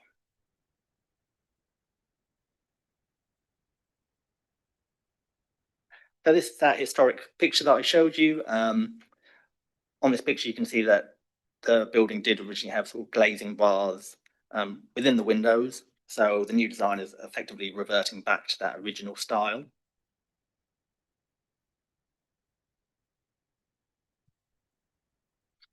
And also, it might be useful to know that permission was granted in 2009 for a 5-story replacement hotel. However, and that did get approved. However, that was in 2009 and under different policies, so therefore wouldn't stand up today. So it should be given quite limited weight in your decision making. However, I thought it might just be useful to know that there was a permission granted nearly 15 years ago of something quite substantially bigger, and that contained 30 bedrooms as a hotel. So onto the photographs. This is just of the front. As you can see, it again, it is fairly car dominated.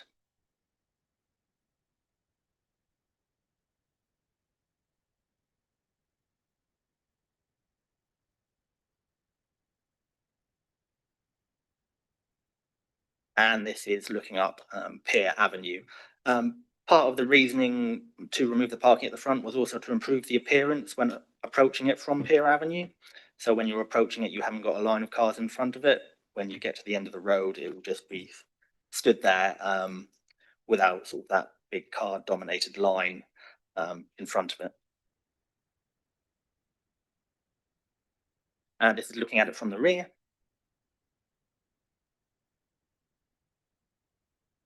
And from the other side of the pier.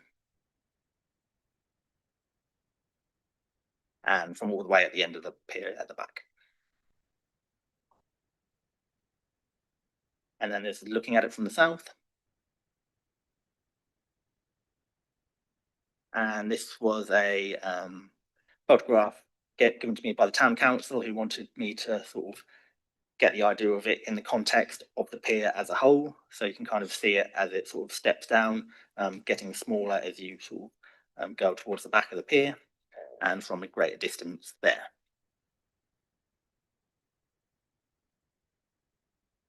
And then also just a couple of pictures from the north.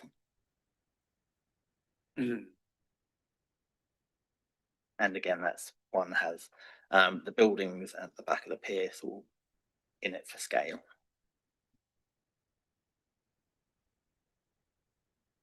So the main material planning considerations and concerns raised were the change of use to holiday accommodation with the loss of a community asset.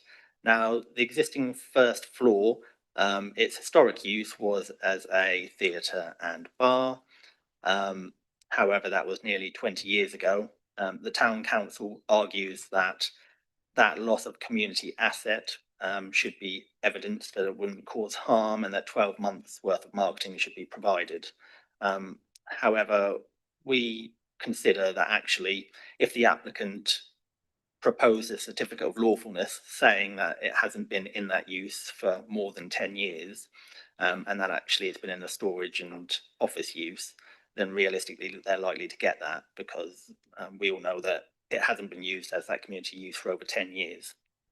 And therefore we think that the development of this site is probably a betterment than what it's being used as at the moment. In terms of design, I have consulted our landscape advisor and heritage officer, who both consider that although the building will be made larger, it wouldn't have a harmful effect on the wider landscape or the conservation area. It retains enough of its historic character and you can still make out its original form with the changes, and that actually some of them, including the going back to the glazed bar windows, would actually be an enhancement on the building. The parking loss and the creation of the additional need for parking through the creation of the holiday lets will, in combination, you will see 14 spaces lost, including 5 disabled parking spots, and with the addition of 11 rooms, you potentially would have an additional 11 car parking spaces needed to park up for those rooms. Having a look at the parking spaces available in the car park to the north, which is the largest car park sort of along Southwold coastline, it currently has about 292 spaces available, plus 16 spaces for disabled parking.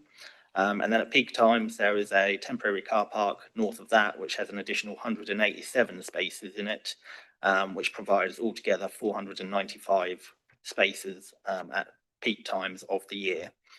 So with that sort of additional need for an extra 25 spaces, it's considered that that 495 limit could comfortably accommodate that.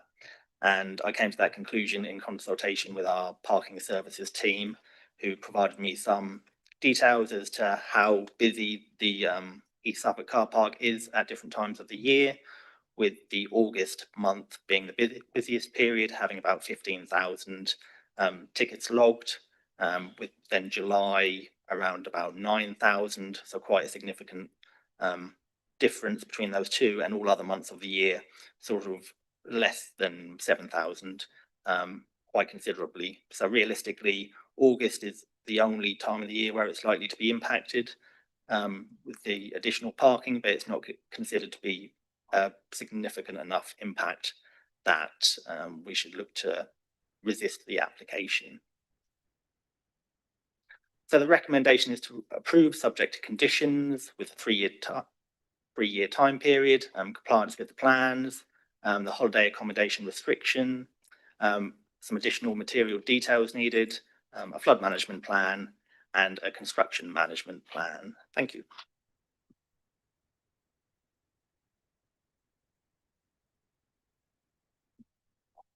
Thank you for that.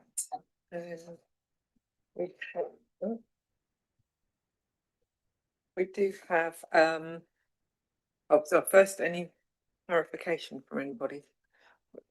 Anyone want to ask Jamie anything? Nope.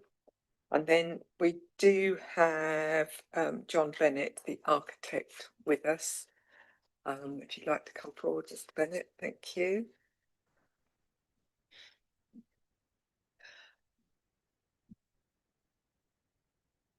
Thank you. Yeah, you have Thank you. minutes if you wish. Thank you for letting me speak. Just to amplify one or two things. First, at present, the building is rather sad and run down looking, and we want to improve that several ways. The first floor is largely unused apart from anything other than storage. And whilst there was a community use in as much as it was used as a theatre, I think it's more than 20 years since it's been used at all. It was 30 years, it was still being used as model railway exhibition once a year. It does have an old historic use, it goes back to the 20s and 30s. I think Elsie and Doris Walters were there once, if anybody remembers them. I have to say I don't, for it.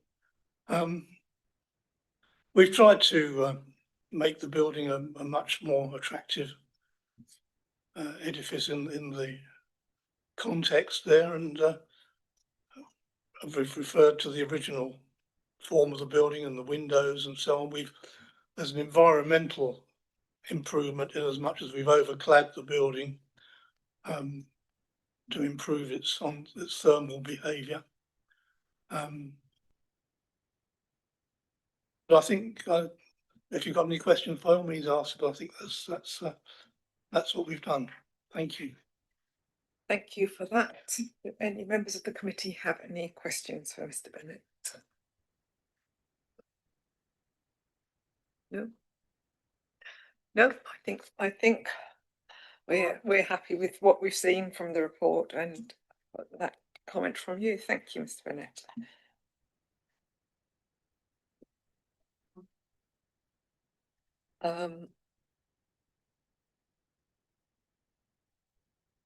If any members of the committee have anything they wish to ask our officers, Councillor Ashdown. Yes, I mean, I appreciate the fact that we're going to lose parking spaces in front. I don't have a problem with that. However, 5 of those are disabled parking spaces. Was there any chance that we could get an extra 5 disabled parking spaces in the car park to assist that? Because I know it is a bit of a problem, and disabled people do need to be fairly near to amenities where possible. I can go back 15 years or more when we used to have meetings occasionally in the upstairs room at the pier, and we had to move furniture about in order to be able to sit down and have a meeting. So it hasn't been used significantly for that amount of time, and I think it will be an improvement to actually utilise this. So I'm happy to approve that. Do you want to just?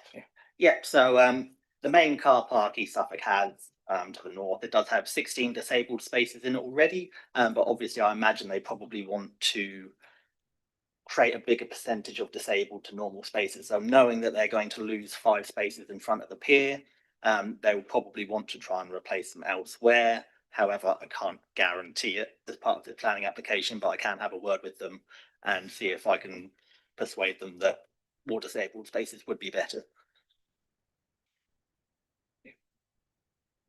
Thank you. Actually, I've got a frog now. I remember the Southwold Pier. We used to spend a lot of time there when I was younger, which is in the last century. It's always looked a bit run down, and I actually think this would be a vast improvement to freshen up that area of Southwold and make it look a bit more inviting. So on balance, I'm quite happy to support this proposal. Okay, we're still on the clarifications and questions bit really in a minute. Okay, so that sounds like you'll save that. Well, remember you said that when we get to debate. Councillor Pitchers. Yeah, I particularly like the idea of the move of the cars, and it's a big improvement. Again, being handy if it isn't the windows, I'm not sure whether I look at, which I like the newer windows or the ones that they're in the 1950s, the square ones. The other ones, I'm not sure. Is it laid in stone, the new windows? Or could it go back to how it was in the 1950s? Sorry, I think the glazed bars, what they're proposing is what's proposed. I'm looking for exact details on that sort of at a later stage via condition, but I think realistically what we've seen there is probably what we're likely to get. Our heritage team seem to think that's an enhancement as the current modern windows. They have the modernist look and they do look quite nice on plan. In reality, I'm not sure they look as nice, but yeah, I think what they are proposing at the moment is for the glazed bars. And I think that's realistically we're probably going to end up with. Any other questions or comments before we go into debate? Okay, then we heard Keith sort of, that was more the debate side of things, I think. Councillor Bevan. Yeah, I'd like to propose that we accept this application. As a ward member, I appreciate the Southwell Town Council has got some objectives just dealing with some of those. I mean, I was in there in the last century. We used to have rugby club dinner there 30 years ago until we got banned for some reason. But it's not been used since, and it really does need using. The town council also objected about bringing in the holiday accommodation, but to my mind, if we get holiday accommodation there, that might free up some more houses in Southwold for people to actually live in. So I think, and they look like an attractive option for people to have a holiday and have a look out over the sea. I think it's quite well designed. No turret, a dome instead. So looks quite nice. So I'm happy with it. We don't like change in Southwold, especially in Southwold, but businesses need to earn a living and this building needs to be used properly. So I think we approve it. Thank you. Councillor Robertson, did you want to? I'm quite happy to second that, and just like to mention, as an aside, the rundown state that it used to be, for people in my generation, if you want some slightly risky substances, you went to the Neptune bar in Oakport Pier. We don't need those confessions. Councillor Pitchers. I'm more in favour of it. Right. So have I actually had a proposal here? Yeah. You did propose and seconded all along that side, yeah. Pick one of them. Robinson. All those in favour? That's unanimous. Thank you very much, and yes, look forward to coming and seeing what you do with the pier. You're very welcome to stay and listen to the rest of our deliberations if you wish. You don't have to. Thank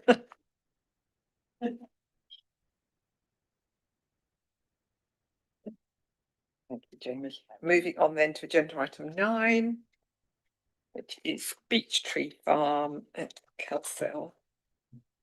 That's our Carlton.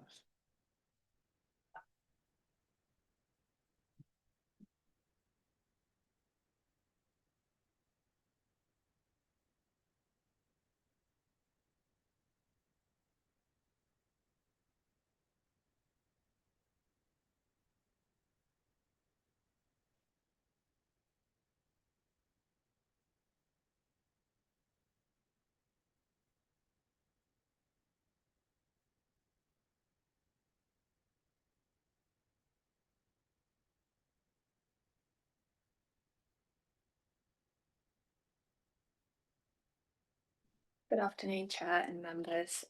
Items 9 and 10 are planning application and list of building consent for various works to Beech Tree Farm, East Green in Kelsell, Carlton.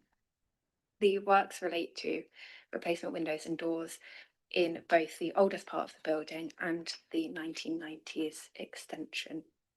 They also relate to the insertion of a roof light and some internal alterations also contained within the extension. The application is at Planning Committee today because the applicant is a member of staff at East Suffolk Council. We've had no objections from any consultees, and the council's heritage team find the works proposed to be acceptable.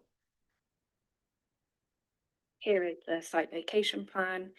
As mentioned, Beech Tree Farm is a Grade 2 listed building, and the site is predominantly bounded by agricultural land.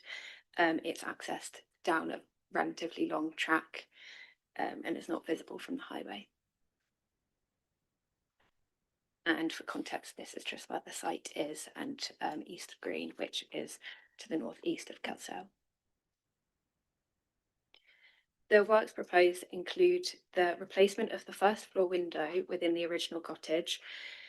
This existing window is a metal replacement from the 1930s, and it's proposed to replace this with a like-for-like but aluminium window. It also proposes the replacement of the ground floor window within the original cottage, which is also a 1930s replacement, with French doors and side lights also to be aluminium. The scheme also proposes the replacement of this fixed timber screen with timber folding doors. This is within the 1990s extension. Also proposed here is the replacement of this single door. The replacement of this door was shown on the elevation drawings, but not included within the description of development. The description was changed to include reference to this replacement and is detailed within the update sheet. And they're also proposing the insertion of a roof light. As you can see on the right-hand side here, when the extension was actually constructed, they did leave an opening for a potential roof light in the future. For reference, here are the existing southeast elevation. And here is the proposed. The French doors would only require the removal of 1930s infill fabric, with no part of the original historic fabric lost. And details of the proposed replacement door have not been provided within this application and will be sought via a condition. And here are the existing northeast elevations. And here are the proposed, showing the roof light. And these are the existing floor plans. As part of the listed building consent, there are some internal changes proposed, but these are contained wholly within the extension, the 1990 extension, and there would be no historic fabric removed. So the main planning considerations are design, heritage impact and residential amenity. As mentioned, there have been no objections, and the council's design and heritage team find the scheme acceptable. As the building is located away from neighbours, it is not considered that there would be any impact to them either. And so the recommendation for both is to approve, subject to the conditions outlined within the report and the update sheet. Thank you. Thank you for that, Becky. Does anyone have any questions they want to ask of Becky on what she said? I think it's very clear and makes sense. In which case, will we move to debate? Councillor Ashdown. I don't think there's anything to debate really here at all. Happy to approve. Councillor Wakely. Second. Yeah. All those. Both items. Oh yes, is that on both items? Is that both items? Both items, yeah. So we take one vote to cover both items if everyone's happy with that. So all those in favour? Unanimous. Thank you very much. Thank you, Becky. And then moving on to agenda item 11.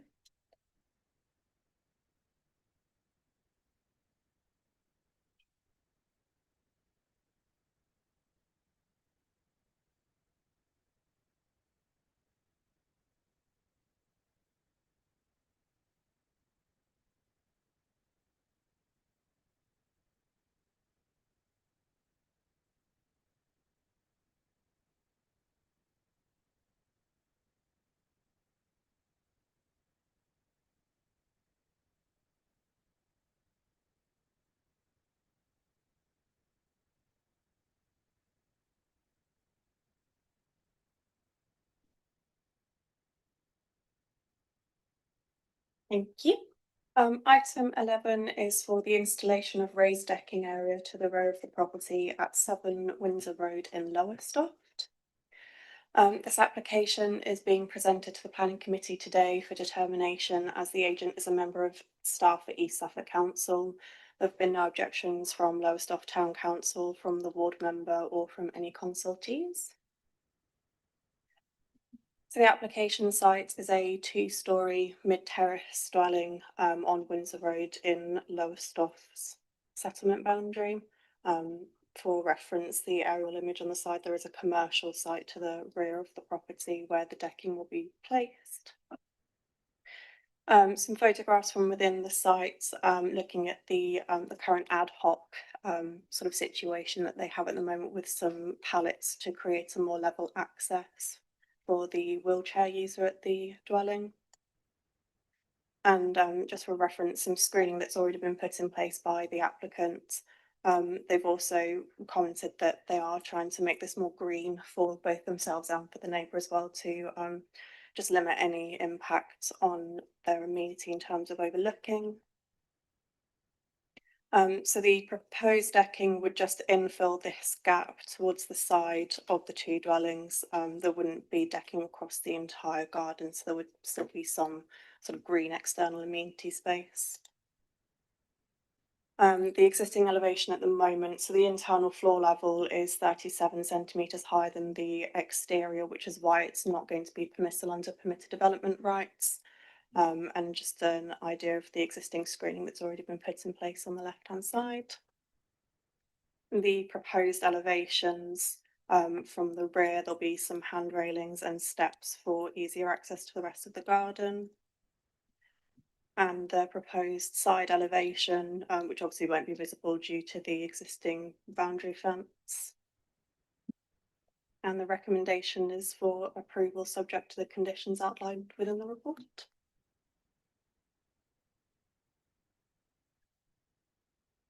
Thank you for that, Becky. Anyone got anything they want to say? No, then I'd quite like to propose that we accept this one. Anyone want to second it? Councillor Robinson, thank you. All those in favour? Seems very sensible use of space. Thank you.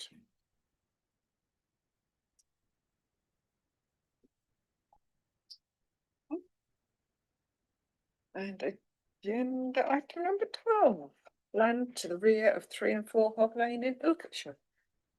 Ilkeshaw Sides.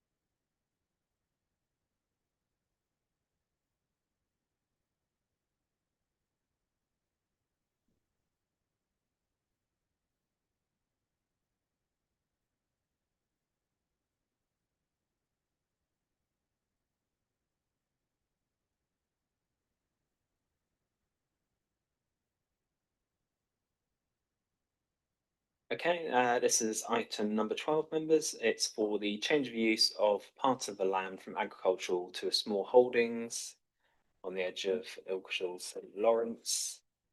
It is partly retrospective, as members will see. It does include a parking area and some pens and sheds for animals. So this is the application site, just located behind a row. I should mention that the application is for members purely because the access track that links the site to the wider development is owned by East Suffolk Council. So purely a procedural matter. This is just the aerial context of the application site as well. So it's currently, or was previously, agricultural land. So this is the hard standing area that they have commenced on. They have actually stopped on site as soon as they were made aware that planning permission was required. which just shows from the application site looking across, you can kind of see a horse paddock, and then further in the background you can see some animal shelters. This is for the applicant's own personal use, not for any commercial reasons. And this is just the access track looking back towards the main road, then just looking up the access track as well. Here are just some photographs of the kind of structures that have been built, all relatively low key, kind of structures you would expect to see in rural setting, really, on agricultural or a small holding site. They are proposing just a few more structures, but all are of similar appearance to those that you've already seen, all lightweight, suitable structures for rural environment.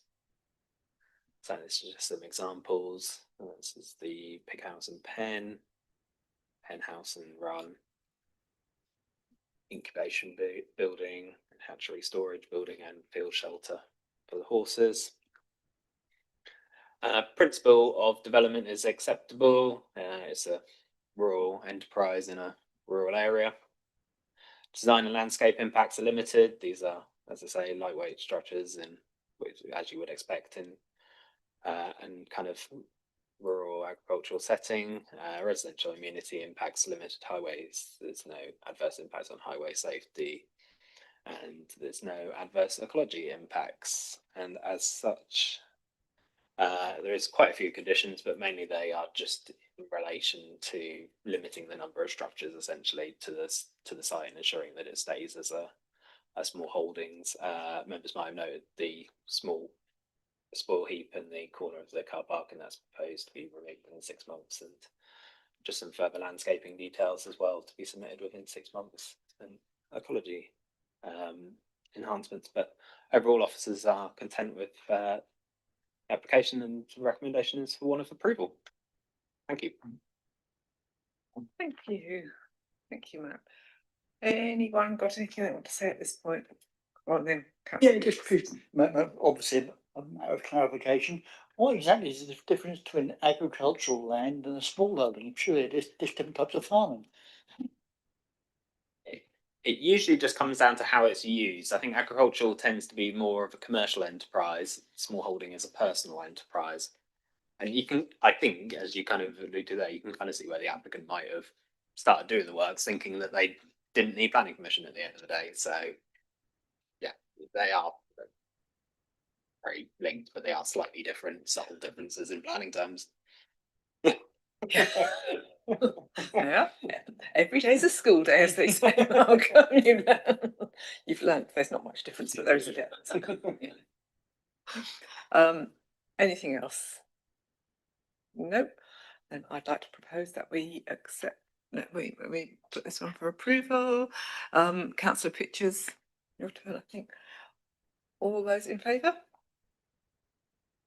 Thank you very much. That's unanimous. Thank you, everybody, for all the people who have contributed today. Thank you all, and thank you to everyone who is following us online or watches us later. I'd like to ask the meeting host to end the live feed, and please can everyone keep microphones muted and stay seated until